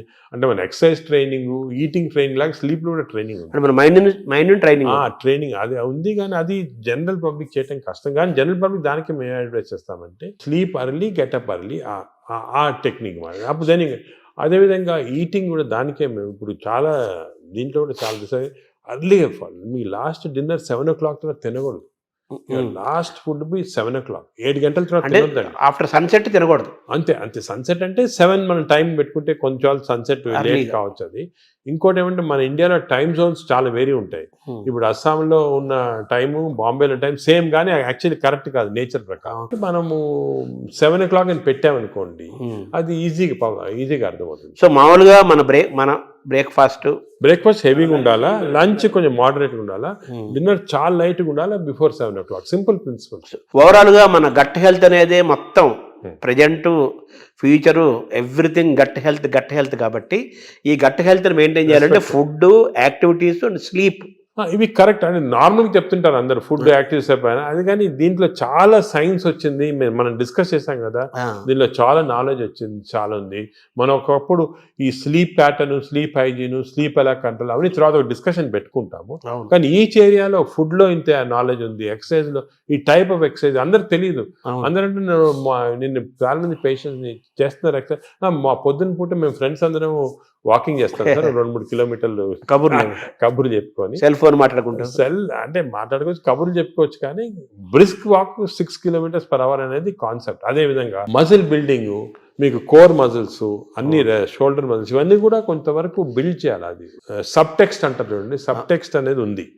ఓవరాల్ గా హెడ్డింగ్ అనేది సబ్ టెక్స్ట్. అది సో పీపుల్ కొంచెము వాళ్ళు అవేర్నెస్ తెచ్చుకొని దీని గురించి ఇంట్రెస్ట్ తీసుకొని దీనికి ఒక మంచి యువర్ ఓన్ బాడీ అంటాం మనం. మా రీసెంట్గా మన డాక్టర్ మంచి డాక్టర్ సరీన్ గారని ఢిల్లీలో బుక్ రాశాడు, యువర్ ఓన్ బాడీ. అంటే మన బాడీకి వీఆర్ రెస్పాన్సిబుల్. అంతే కదా, వేరే మీ డాక్టర్ బాగా చేస్తారు, లేకపోతే మా హెల్త్ బాడీ మంది కదా, అవన్నీ కరెక్ట్ కాదు. మన బాడీ మనం ఓన్ చేయాలి. ఇప్పుడు మనకి ఏదైనా ప్రెషియస్ వస్తువు ఉందనుకోండి ఇంట్లోనే, మనం ఎంత జాగ్రత్త చూసుకుంటాం దాన్ని, మనం బాడీని అంత జాగ్రత్త చూసుకోవటం లేదు. అది ఇన్నర్ ఇంజనీరింగ్ అంటారు కదా, మనలోకి మనం లోపలికి చూసుకుంటూ, మనల్ని గమనించుకుంటూ, మన శరీరాన్ని మనం ఓన్ చేసుకుంటూ, మన హెల్త్ ని మనం డ్రైవ్ చేసి సింపుల్ ప్రిన్సిపల్స్ ఫాలో అయితే అంతే చాలా వరకు మనం బాడీ, మనం లైఫ్ స్పాన్ పెంచుకోవచ్చు హెల్తీగా. అంటే ఇంకోటి, ఇప్పుడు it is not question of life span, ఆ వర్డ్ తీస్తాం మన డిక్షనరీ. హెల్త్ స్పాన్ అంటే మనం ఎన్ని రోజులు బాగా జీవించవచ్చు. నార్మల్గా ఈ యానిమల్స్ అన్ని కూడా ఒక లైఫ్ స్పాన్ ఉంటుంది కదా, ఒక్కొక్క ఏజ్ ఉంటుంది. Human beings actually 120 years normal. అవును, బట్ 120 years ఎంతమంది చాలా తక్కువ మంది. ఎందుకంటే ఇవన్నీ ఈ ప్రాబ్లమ్స్ వల్ల మనకి we don't want 120 years life span, ఏదో కర్రలు పట్టుకొని నడవలాగా. హెల్త్ స్పాన్ మీకు 80 years or 90 years బాగా హెల్తీగా ఉన్నాం అనుకోండి, చాలా. అది సో హెల్త్ అంటే మన టాబ్లెట్, మెడిసిన్స్ ఇవన్నీ వేసుకొని ఎంత తక్కువ లైఫ్ స్పాన్ పెరుగుతుంది. ఇప్పుడు పరిస్థితి అది కరెక్ట్ కాదు. మనం ఎంత హెల్తీగా ఉంటే, అసలు ఇవన్నీ కూడా diabetes, heart disease, liver fatty, ఇవన్నీ రివర్సిబుల్. క్యాన్సర్ కొన్ని ప్రివెంటబుల్, క్యాన్సర్ రివర్సిబుల్ కాదు, ప్రివెంటబుల్. డయాబెటీస్, హెల్త్, హార్ట్, మన అన్ని వెజల్స్ బ్లాక్ అయిన తర్వాత we have seen by following certain principal you can reverse it. మీకు అవసరం లేదు, షుగర్ రివర్స్ చేయొచ్చు, హార్ట్ రివర్స్ చేయొచ్చు, లివర్ ఫ్యాట్, లివర్ కరెక్ట్. ఈ ప్రిన్సిపల్స్ ఫాలో అయ్యి అంత ఆహారము, యాక్టివిటీ, స్లీప్ అంతా complete it's the digestive system. Sir ఈ క్రమంలో మీరు బ్లూ జోన్ 5 చెప్పారు. ఇప్పుడు బ్లూ జోన్ స్టడీ చేయండి. మీరు అనేది ప్రజలు కూడా బ్లూ జోన్ బుక్స్ తీసుకొని అసలు వాళ్ళు ఎందుకు ఇన్ని రోజులు హెల్తీగా ఉంటున్నారు అని స్టడీ చేస్తే దీంట్లో చాలా నాలెడ్జ్ ఉందండి. అంటే ఇది ఇప్పుడు వచ్చింది కాదు, ఈ బ్లూ జోన్ అనేది 10,000 years గా జరుగుతూ ఉంది. మన భారతదేశాన్ని బ్లూ జోన్ గా మార్చలేదు. మనకి భారతదేశం బ్లూ జోన్. నాదేంటి, నేను చాలా మందికి ఈ పాలిటిక్స్ చెప్తుంటా, why can't we convert at least some part of India into blue zones? చేయొచ్చు. మన తెలుగు ప్రాంతాలను చేయొచ్చు. తెలుగు ప్రాంతాలు బ్లూ జోన్ చేయాలి. అంటే ఈ బ్లూ జోన్ అంటే ఒకరిద్దరు పాటించింది కాదు, ఆ పాపులేషన్ అంతా పాటించాలి. ఇప్పుడు ఒక పాపులేషన్ అనుకోండి, మనకి మంచి ప్రోగ్రెసివ్ పాలిటీషియన్స్ సీఎంస్ ఉన్నారనుకోండి, ఒక మంచి కాన్సెప్ట్ తీసుకొచ్చి ఐడియా, నేను అనుకునేది అందరికి ఉంది అది, మన దేశం అంటే ఆంధ్రప్రదేశే తెలంగాణ ఏదైనా కూడా బ్లూ జోన్స్ లాగా మార్చేసేవచ్చు, కానీ అందరు ఫాలో కావాలి. అంటే బ్లూ జోన్ గా మారడం అంటే ఏం చేయాలి సార్? అంటే ఈ వాళ్ళు బ్లూ జోన్స్ లో ఏం చేస్తారో స్టడీ చేసి మనం ఇంప్లిమెంట్ చేస్తే అయిపోతుంది. అంటే మీరు చెప్పిన ఆ మూడేనా? అంతే healthy food pattern, exercise pattern, life style, sleep pattern, వాతావరణ కాలుష్యం కూడా ఉంది, పొల్యూషన్. ఆ వాతావరణ లక్లీ మనకు అంత లేదు. ఇప్పుడు ఢిల్లీ అనుకోండి, అదే నార్త్ ఇండియా అనుకోండి, ఆ పొల్యూషన్ అనేది మనకు హ్యాండిల్ లేదు, ఏం చేయలేము. కానీ లక్లీ మనం ఇప్పుడు తీసుకున్నాం అనుకోండి, ఇప్పుడు అదేముంది, గ్రీనరీ ఇంక్రీజ్ చేసుకోవటము, అది అటువంటివన్నీ కూడా చేసుకొని ఈ మన waste plastics, for example other problems plastics. ఈ ప్లాస్టిక్స్ వల్ల కూడా మేము చాలా రీసెర్చ్ చేస్తున్నాం. చాలా micro plastics producing tissue damage అనేది చాలా ఉంది. కొన్ని plastic bottle, especially plastic bottle ఎండలో పెడతాము, అది తాగామనుకోండి, దాంట్లో చాలా మైక్రో ప్లాస్టిక్స్ మన బాడీలో ఎంటర్ అయ్యి చాలా ప్రాబ్లమ్, డేంజరస్ అది. ఇటువంటివి మనం అదే కాకుండా ఇంతకుముందు కాపర్ వెజల్స్, అది కూడా మంచిది కాదు. What is the good vessels to cook, what is the vessels to, అవన్నీ కూడా కొన్ని న్యాచురల్ ప్రిన్సిపల్స్ ఫాలో అయితే. సరే, మీరు పద్మవిభూషణ్ తీసుకోవడానికి వెళ్ళినప్పుడు ఎలాగ ప్రెసిడెంట్ ఉంటారు, ప్రధానమంత్రి, కొంచెం ఒక సెకండ్ హ్యాండ్ ఇంటరాక్ట్ అయ్యే అవకాశం ఉన్న టైంలో మన భారతదేశాన్ని బ్లూ జోన్ గా మార్చాలని అనుకుంటున్నాను, ఆయన ఇంటరాక్ట్ అయ్యే అవకాశం ఉంది? అంటే మనకి టైం అని దొరకలేదు. ఒక సెకండ్ వర్డ్, ఇవన్నీ కూడా డిస్కషన్స్ చాలా 1 hour 2 hours కూర్చొని డిస్కస్ చేసి, నేను పాలిటీషియన్స్ కూడా మన అందరూ ఇంట్రెస్టెడ్ ఉన్నారు, కానీ టైం దొరకాల కాన్సెప్ట్. ఇంకోటి, this should be done by ప్రజలు కూడా డ్రైవ్ చేయాలి. ప్రజలకి అవేర్నెస్ రావాలి, అవేర్నెస్ వచ్చి మనం ఇటువంటి పాలిటీషియన్ ఎలక్ట్ చేసుకోవాలా. ఈ ఇంట్రెస్ట్ ఉన్న వాళ్ళకి, పాలిటీషియన్స్ ఇంట్రెస్టెడ్ ఇన్ హెల్త్, అదేవిధంగా న్యాచురల్ హెల్త్, ఆర్గానిక్ ఫుడ్, అటువంటి వాళ్ళని ఎక్కువ మనం సపోర్ట్ చేసాం అనుకోండి, ప్రజలు కూడా. అంటే ప్రజలు, ప్రభుత్వాలు, డాక్టర్స్ అందరూ కలిసి ప్రయాణం చేయాలి. It's a combined journey. PPP అంటారు, మోడ్ అంటారు చూడండి, పబ్లిక్ ప్రైవేట్, ఆ మోడ్లో రావాలి అందరు వచ్చి. ఎందుకంటే అల్టిమేట్లీ మనకి లైఫ్లో ఇంపార్టెన్స్ హెల్త్, అంతే కదా. అదేవిధంగా మనకి హ్యాపీనెస్ అవన్నీ ఉండాలంటే health is the most important. Ultimately health is the bottom line. అంతే, ఎంత రిచ్ ఉండి, ఎంత ఇండస్ట్రియలైజ్ అయ్యి, ఎంత సిటీ, ఎంత పెద్ద పెద్ద సిటీస్ డెవలప్ అయినా కూడా హెల్త్ లేకపోతే. అంతే కదా. చాలా మంది కోటీశ్వరులను చూస్తున్నాము, పెద్ద పెద్ద పదవుల్లో ఉంటారు, వాళ్ళు తినలేరు, తాగలేరు, నిద్రపోలేరు, ఎంజాయ్ చేయలేరు. I'm seeing so many rich patients, చాలా పెద్ద పొజిషన్ ఉన్నారు, చాలా వాళ్ళ ఫీల్డ్స్ లో చాలా ఫేమస్. సింపుల్ హెల్త్ ఫాలో కాకుండా they have damage that body. వాళ్ళు ఇప్పుడు ఫీల్ అవుతుంటారు, ఈ నాలెడ్జ్ మనకి ఉండింటే 10 సంవత్సరాల క్రితం ఇలా ఉండేది కాదు. కానీ ఇప్పుడు నాలెడ్జ్ ఇస్ దేర్ కాబట్టి, మీరు ప్రెస్ కానీ, ఎలక్ట్రానిక్ మీడియా కానీ, డిజిటల్ మీడియా కానీ, పొలిటికల్గా కానీ, అందరం కలిసి, మా డాక్టర్స్ అందరం కలిసి, this knowledge we have to give to general public. This knowledge is gold.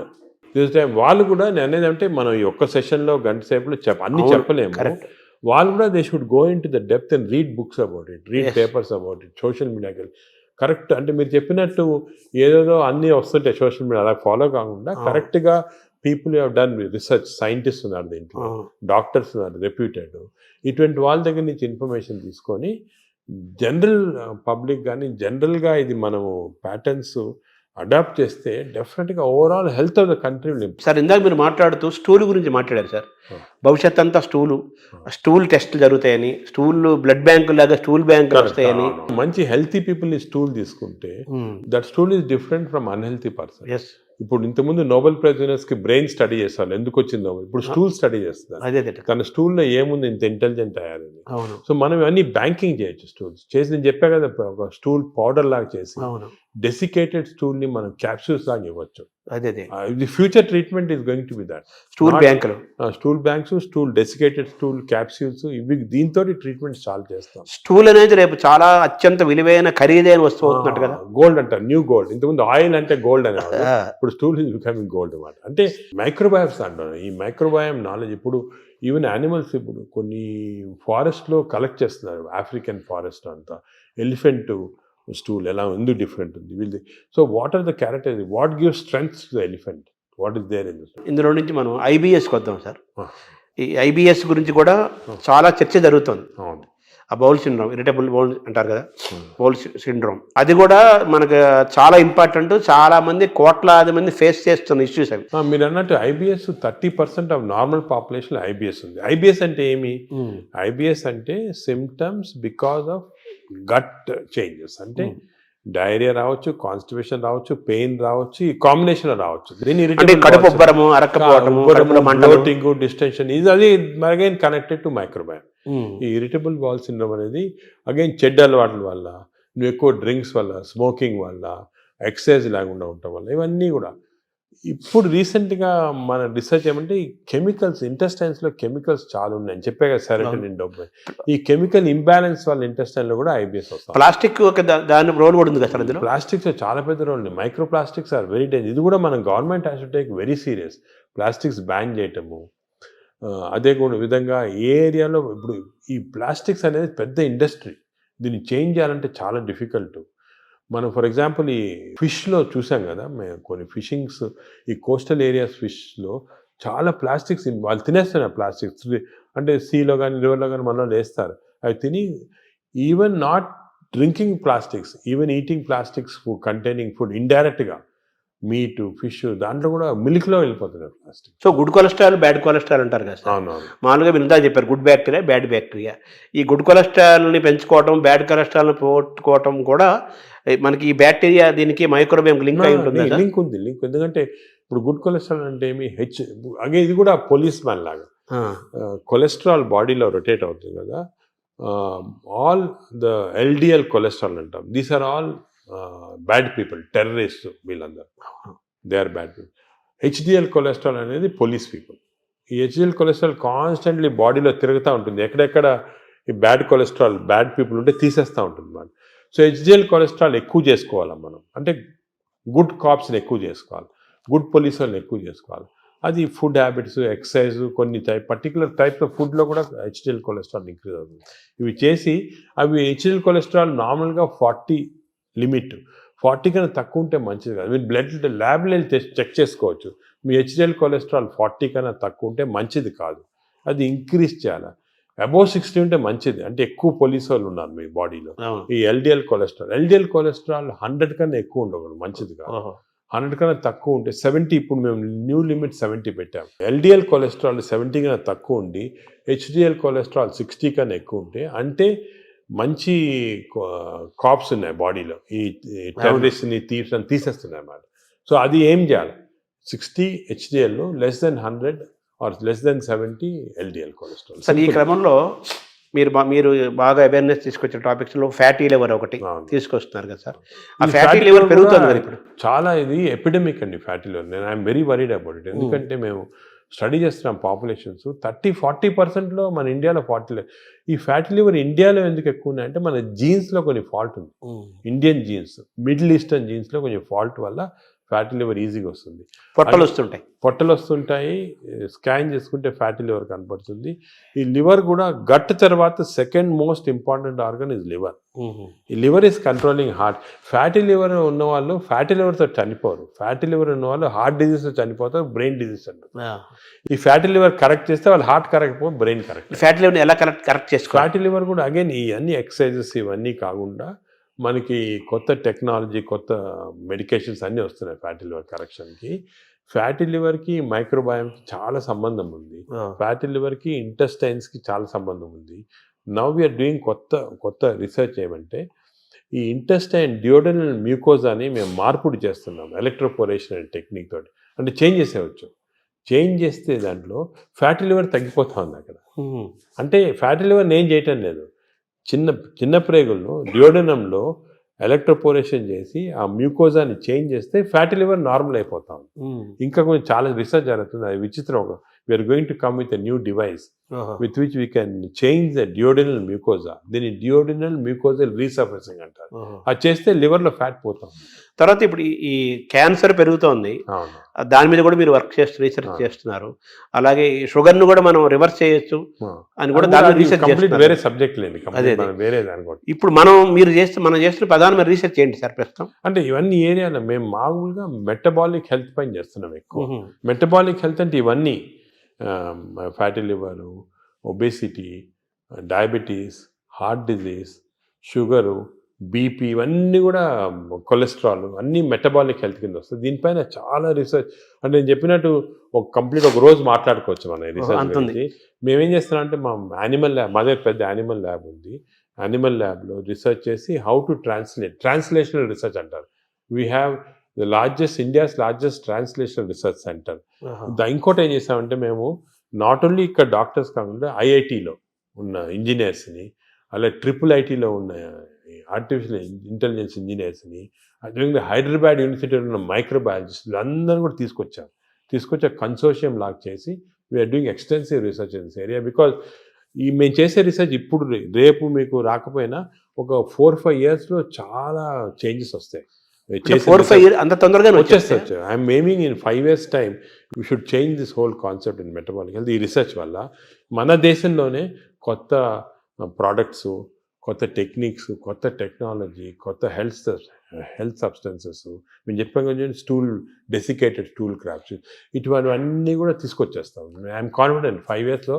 ఇంకోటి ఏమంటే we are also trying to form a big consortium with other hospitals in the country. ఇప్పుడు ఆల్ ఇండియా ఇన్స్టిట్యూట్ ఉంది medical sciences ఢిల్లీలో, అదేవిధంగా PGI చండీగఢ్లో ఉంది.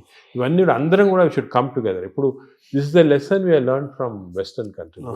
యుఎస్లో అనుకోండి, మేయో క్లినిక్, క్లీవ్లాండ్ క్లినిక్, ఇవన్నీ కూడా కలిపి చేసి ఫాస్ట్గా వచ్చేస్తాయి రిజల్ట్. ఒకరొకరు చేయాలంటే 10-15 సంవత్సరాలు పడుతుంది. ఇంత మీరు ఒక మాట అన్నారు కదా సార్, ఈ జీన్స్ గురించి అన్నారు. మన జీన్స్ వల్లనే మనకి ఫ్యాటీ లివర్ పెరుగుతుంది, పొట్టలు అన్ని స్టడీ చేస్తారు అంటున్నారు. మన ఇండియన్స్లో రివర్స్ చేయలేమా మనం? జీన్స్ రివర్స్ చేయలేం, కానీ జీన్స్ని PNPLR అనే కొన్ని జీన్స్ ఉన్నాయి మన ఫ్యాటీ లివర్ వచ్చి, దాన్ని జీన్స్ని మార్పుడి చేయొచ్చు. కానీ అది చాలా జెనెటిక్ ఇంజనీరింగ్ అని చాలా వేరే డిఫరెంట్ సబ్జెక్టు. కానీ ఎపిజెనెటిక్స్ అని వచ్చింది. అవునవును. ఈ ఎపిజెనెటిక్స్ టెక్నిక్స్లో ఈ జీన్స్ని బ్లాక్ చేశారు. చెడ్డ జీన్స్ని మనం బ్లాక్ చేయొచ్చు. అవి కూడా చేస్తున్నాం. అంటే మనం డిఎన్ఏని చేంజ్ చేయటం అంటారా? దాన్ని డిఎన్ఏ చేంజ్ చేయలేం, కానీ డిఎన్ఏ ఎఫెక్ట్ని బ్లాక్ చేయొచ్చు. అంటే డిఎన్ఏ ఎలాగా, డిఎన్ఏ బాడీలో ఉందనుకోండి, ఇట్ ప్రొడ్యూసెస్ ఆర్ఎన్ఏని ఇచ్చి ప్రోటీన్స్ వస్తాయి, పాత్వే. అలాగే మనకి అంత పాత్వే నార్మల్గా. సో మనం చెడ్డు డిఎన్ఏ ఉన్నా కూడా అది చెడ్డ ఆర్ఎన్ఏ కాకుండా బ్లాక్ చేయొచ్చు. సార్, ఈ క్రమంలో ఈ బ్యాక్టీరియా మేనేజ్మెంట్లో మనకు యోగా, సూర్య నమస్కారాలు, ధ్యానము, స్పిరిచువల్ థింకింగ్, కళలు, ఇవన్నీ ఉన్నాయి కదా. అంటే స్పిరిచువల్ థింకింగ్ అంటే మెడిటేషన్ టైప్, బ్రెయిన్ అంటే management of brain management, various meditation అటువంటి చేయొచ్చు. అదేవిధంగా యోగా కూడా కొంతవరకు ఇట్ ఈస్ బెనిఫిషియల్ అని చాలా రీసెర్చ్ జరిగింది ఇట్లా. ఇవన్నీ ఎలాగంటే వీఆర్ మాడ్యులేటింగ్ అవర్ బ్రెయిన్లో ఉన్న కెమికల్స్ మాడ్యులేట్ చేస్తున్నాం. దాంతోపాటు గట్ బ్యాక్టీరియా ఇవన్నీ ఇప్పుడు యోగాలో చూసాము, అది కూడా రీసెర్చ్ చేస్తున్నాము. యోగా కన్సిస్టెంట్గా చేస్తే బ్యాక్టీరియా చేంజ్ అయిపోతుంది. అవునా? So all these things are ఇంటర్కనెక్టెడ్.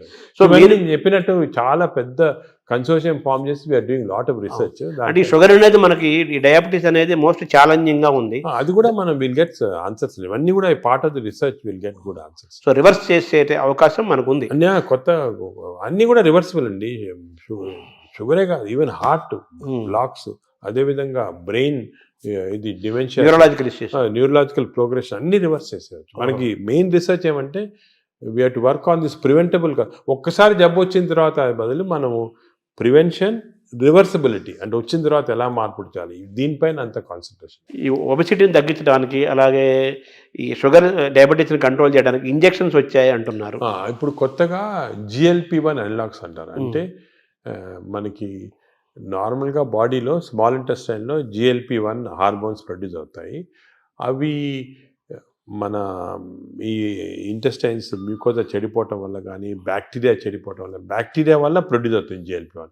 ఇవన్నీ పోతే ఆర్టిఫిషియల్గా ఈ GLP-1 ఇవ్వచ్చు. కానీ ఇది నా ప్రకారం చాలా తప్పు. ఇది ఈ ఆర్టిఫిషియల్ మంజోరం అని, ఒజంబిక్ అని ఇవన్నీ ప్రజలు లేటెస్ట్ వచ్చాయి. ఇప్పుడు మెడికల్ షాప్స్లో అమ్ముతున్నారు, తీసుకొని తప్పు చేయకూడదు. అది ఎందుకు అంటే ఈ GLP-1 మన బాడీలో న్యాచురల్గా ప్రొడ్యూస్ అవుతుంది. నేచర్కి ఎంత ప్రొడ్యూస్ చేయాలా, ఎక్కడ ఆపాలా, ఎక్కడ రివర్స్ చేయాలా, ఇవన్నీ నేచర్ తెలుసు. మనం మాట్లాడుకున్నాం కానీ డయట్, మైక్రోబయాము, ఫిజికల్ ఎక్సర్సైజ్, స్లీప్ ఇవన్నీ నార్మల్గా ఇస్తే బాడీ న్యాచురల్గా ప్రొడ్యూస్ చేస్తుంది. ఇవన్నీ అబ్నార్మల్గా ఉంటే మనకి బయట నుంచి ఆర్టిఫిషియల్గా అవుతుంది. బట్ ఆర్టిఫిషియల్ మెడిసిన్స్ తోటి మనకి ఎంత లిమిట్, ఎంత తీసుకోవాలి, ఎప్పుడు ఆపాలి, ఇవన్నీ కరెక్ట్ తెలియదు. నేను చూశాను చాలామంది ఈ ఇంజెక్షన్స్ వాడుతున్నారు. ఇండియాలో కూడా వచ్చేసింది, ఇంజెక్షన్ వచ్చేసింది, ఇండియాలో కూడా చీప్గా వచ్చేసింది. దీనివల్ల ఏం డేంజర్ అంటే వాడినప్పుడు 2-3 నెలలు, 6 నెలలు బాగుంటుంది, వెయిట్ తగ్గుతాము, ఆకలి తగ్గిపోతుంది. కానీ దీనిలో చాలా ఎఫెక్ట్ బాడీ పైన ఉంది. నేను అది కూడా చూసి స్టడీ చేస్తున్నాము. బాడీలో ఈ ఇంటెస్టైన్ నరాలు చెడిపోతున్నాయి, మూమెంట్ పోతా ఉంది, ఇంటెస్టైన్ అసలు మూమెంటే చెడిపోయింది. అదేవిధంగా బోన్స్ అబ్జార్ప్షన్ పోయి బోన్స్ వీక్ అయిపోతున్నాయి, మజిల్స్ ఎట్రోఫీ అవుతున్నాయి. ఫేస్లో we got now what is called Ozempic face, అంటే ఫేస్ అంతా ష్రింక్ అయిపోతుంది. చూసుంటారు కొంతమంది సెలబ్రిటీలో ఫేస్ చేంజ్ అయిపోతుంది దీనివల్ల. సో ఇవన్నీ కూడా these effects are some time not reversible also. మన మెటాబాలిజం వ్యతిరేకంగా ఉన్నట్టే కదా. వ్యతిరేకంగా ఉన్నట్టే. న్యాచురల్ మెథడ్లో చేయకుండా ఇలా చేస్తే మంచిది కాదు. మై అడ్వైజ్ అసలు వాడద్దని, తప్పు ఇది. ఇవన్నీ all these injections artificial methods వాడతాం తప్పు, మనం చేయకూడదు. న్యాచురల్ మెథడ్స్ అన్నీ ట్రై చేసి ఫెయిల్ అయిన తర్వాత అండర్ మెడికల్ సూపర్విజన్ ఒక 3-4 months వాడి ఎందుకు వాడతాం, రీసెట్టింగ్ అంటమాట. మెటబాలిజం రీసెట్ చేయడానికి వాడచ్చు. కానీ ఇయర్స్ టుగెదర్ ఇంజక్షన్ తీసుకోవడం ఏంటంటే చాలా తప్పు. Shortcut methods they are not good. అసలు I advise public strongly don't use these injections. తప్పు చాలా. తర్వాత ఇప్పుడు బ్యారియాటిక్ సర్జరీస్ ద్వారా కూడా మన లోపల ఫుడ్ ఇంటేక్ తగ్గిపోతుంది, షుగర్ లెవెల్స్ తగ్గిపోతాయి అంటున్నారు. బ్యారియాటిక్ సర్జరీ కూడా ఐఎమ్ అగేన్స్ట్, కానీ కొంతవరకు చాలా ఒబేసిటీ వచ్చి మనం న్యాచురల్ మెథడ్లో కంట్రోల్ చేయకపోతే కొంతవరకు హెల్ప్ చేయడానికి బ్యారియాట్రిక్ కానీ ఇంజెక్షన్స్ కానీ హెల్ప్ చేయడానికి అంతే. దాంట్లో మన న్యాచురల్ మెకానిజం వచ్చేసారు. ఒక్కసారి ఈ హెల్ప్ వచ్చిన తర్వాత న్యాచురల్ మెథడ్స్తో మెయింటైన్ చేయాలి. మన న్యాచురల్ మెథడ్స్ లేకపోతే బ్యారియాట్రిక్ సర్జరీ కాదు, ఇంజెక్షన్ ఏం చేసినా కూడా వేస్ట్. అంటే మనం సహజంగా పెరగటం కానీ తగ్గటం కానీ ఈ డిజార్డర్స్ మెయింటైన్ చేసుకోవటం మనం సహజంగా జరగాలంటారు. Own your own body. Body అంటే మన బాడీని మనం ఓన్ చేయాలి, మన కంట్రోల్ చేసుకోవాలి. కానీ ఈ వేరే ఇంజెక్షన్స్ కంట్రోల్ డాక్టర్ చేస్తారు, నేను బ్యారియాట్రిక్ చేస్తారు అనేది తప్పు. అసలు మీ మేజర్ గోల్ ఏంటి సార్? అంటే మనకి మీరు పద్మవిభూషణ్ వచ్చింది మన ఇండియా వరకు, అది కాకుండా American association of society of gastroenterologist award కూడా హైయెస్ట్ అవార్డు ఈ గ్యాస్ట్రోఎంటరాలజీకి సంబంధించి. అలాగే సాంఘైలో జరిగిన దాంట్లో వరల్డ్ టాప్ దాంట్లో అవార్డు వచ్చింది. అది మీ ప్రొఫెషన్కి మీ సబ్జెక్ట్కి అది డిఫరెంట్గా హైయెస్ట్ అవార్డ్స్ అవి. నెక్స్ట్ నోబుల్, మన భారతదేశానికి నోబుల్ రాదా? అంటే ఇలా చేయటం వల్ల నోబుల్ అవుతాం, పని చేయడం వల్ల గుర్తింపు కోసం పనిచేయటం కాదు. అంటే ఈ గుర్తింపులన్నీ కూడా మనము మీరు చెప్పినట్టు గుర్తింపుల కోసం ఎవరు పనిచేయరు. ఈ నోబెల్ ప్రైజ్ కానీ గుర్తింపు రావడం, మనం పని చేస్తూ ఉంటే కొంతవరకు రికగ్నిషన్ వస్తుంది, వేరే ఆర్గనైజేషన్ రికగ్నైజ్ చేస్తారు. ఈ రికగ్నిషన్స్ కూడా నా ప్రకారం అది ఇంపార్టెంట్ కాదు.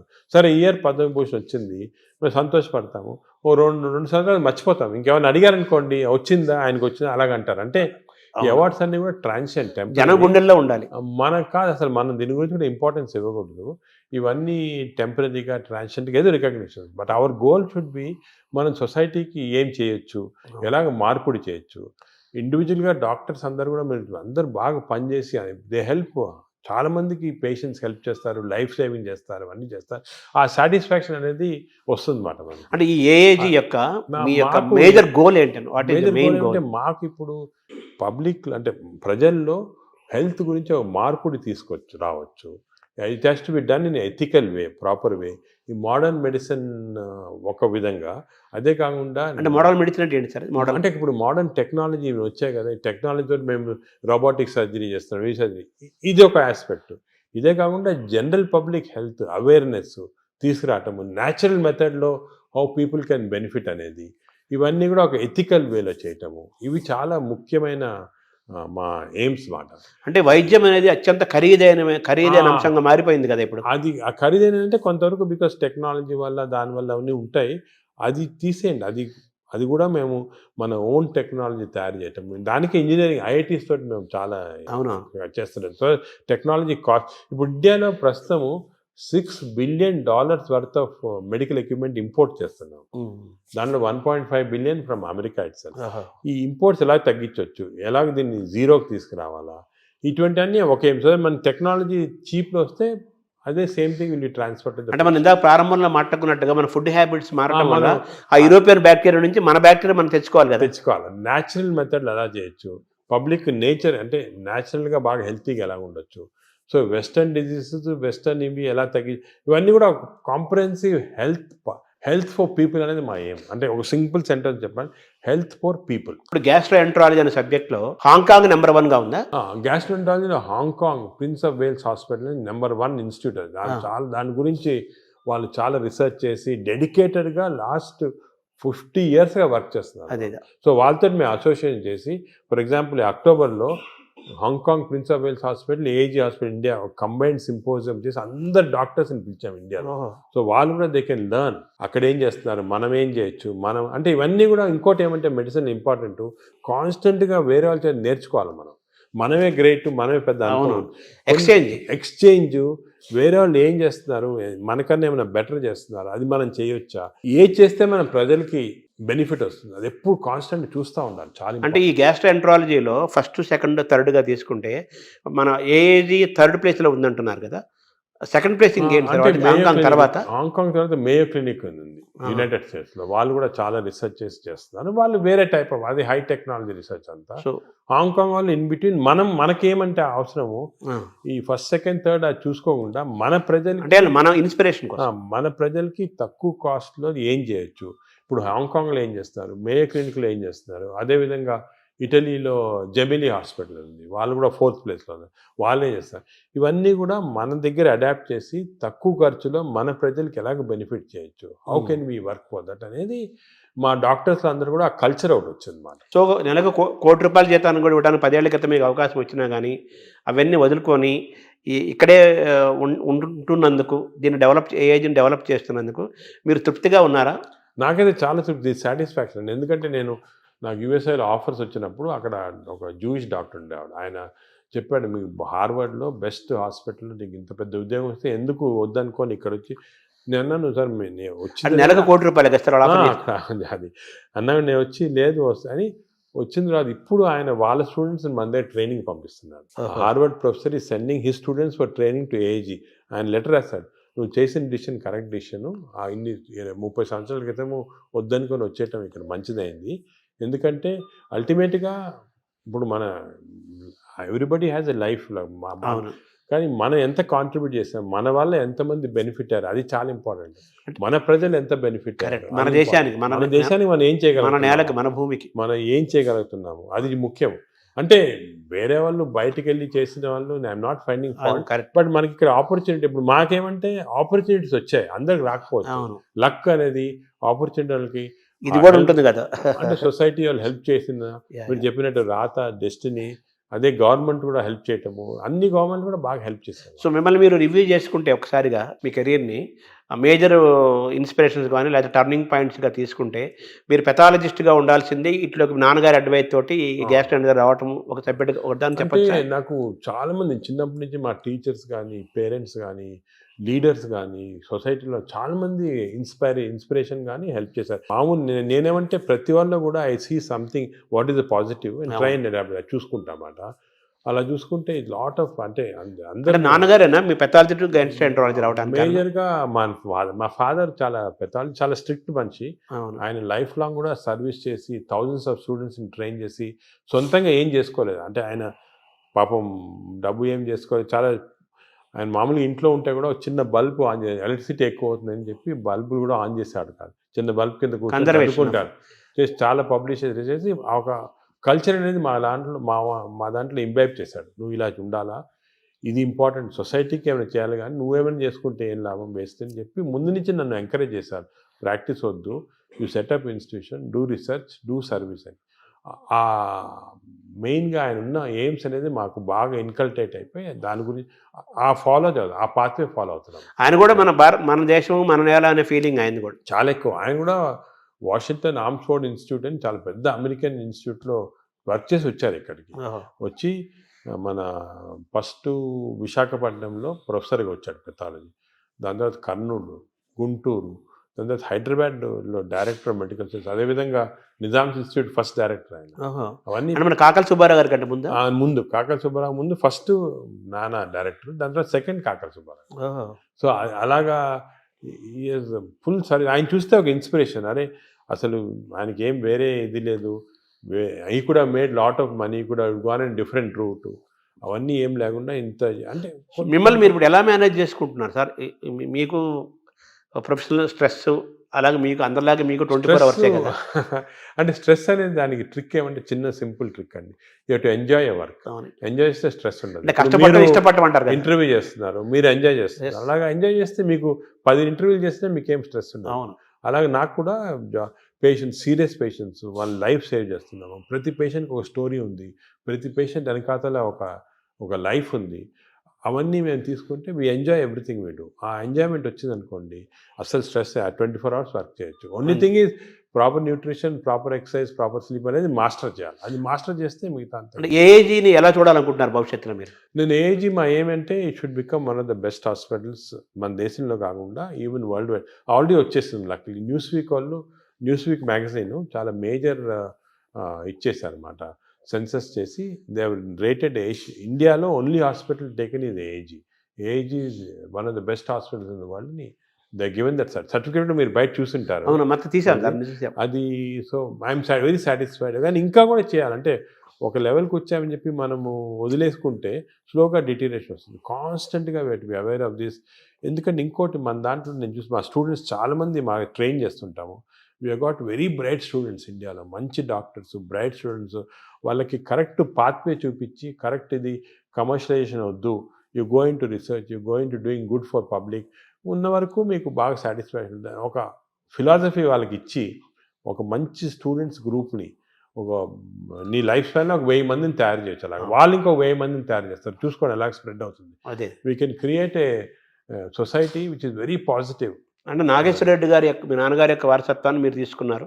ఆయన ఒక స్టైల్ ఆఫ్ లైఫ్, మీదొక స్టైల్ ఆఫ్ మీదొక స్టైల్ ఇది డిఫరెంట్. పైకి ఇలా లేపారు ఏజ్ అనేదాన్ని. ఇప్పుడు నెక్స్ట్ మీ దాని నెక్స్ట్ జనరేషన్ ఉన్నారు మా ఆల్రెడీ సెట్ చేసాము. నెక్స్ట్ మంచి నాకన్నా మంచి వాళ్ళు ఉన్నారు నెక్స్ట్ జనరేషన్లో. రీసెర్చ్లో కానీ సొసైటీలో పనిచేయడానికి కానీ అందరు సెట్ అయిపోయారు. నేను ఇప్పుడు ఇర్రెలెవెంట్, ఈ స్టేజ్ అయిపోయింది నాది. నా పని అయితే అయిపోయింది. నెక్స్ట్ జనరేషన్ ఆల్రెడీ స్టార్ట్ చేశారు. నేను ఇప్పుడు ఉన్నా లేకపోయినా కూడా డిఫరెన్స్ లేదు. అలాగే వాళ్ళు నెక్స్ట్ జనరేషన్ సెట్ చేస్తారు. ఒక వ్యవస్థను క్రియేట్ చేసి వాళ్ళు నెక్స్ట్ జనరేషన్. నేను అనుకున్నాను మన దేశానికి అంటే ఏమంటే మనం కొంచెం లేట్ అయింది మన డెవలప్మెంట్లో దాంట్లో. కానీ ఇప్పుడు జపాన్ చూసుకోండి, వరల్డ్ వార్ తర్వాత ఎంత హార్డ్ వర్క్ చేసి వాళ్ళు వచ్చారు. ఇప్పుడు మనము ఇప్పుడు స్టార్ట్ చేయాలి. చైనా కూడా వాళ్ళు కూడా యాక్టివ్, వాళ్ళు వేరే వాళ్ళంతే డెమోక్రసీ కాదు కాబట్టి ఈజీ అయిపోయింది. ఇప్పుడు మనం ఏం చేయాలంటే నెక్స్ట్ 20-30 years ఇలాగ అందరూ ఒక ఆశయంతో ఒక ఇచ్చేయాలని వర్క్ చేస్తే మన దేశం కూడా విల్ బికమ్ బెటర్. మీరు డాక్టర్స్కి, పబ్లిక్కి, ప్రభుత్వాలకి ఇచ్చే ఒక సింగిల్ మెసేజ్ ఏంటి సార్? సింగిల్ మెసేజ్ ఏమంటే నేను let us all work together, work hard, create the best culture. మన దగ్గర ఉంది best culture in the world. Thank you sir.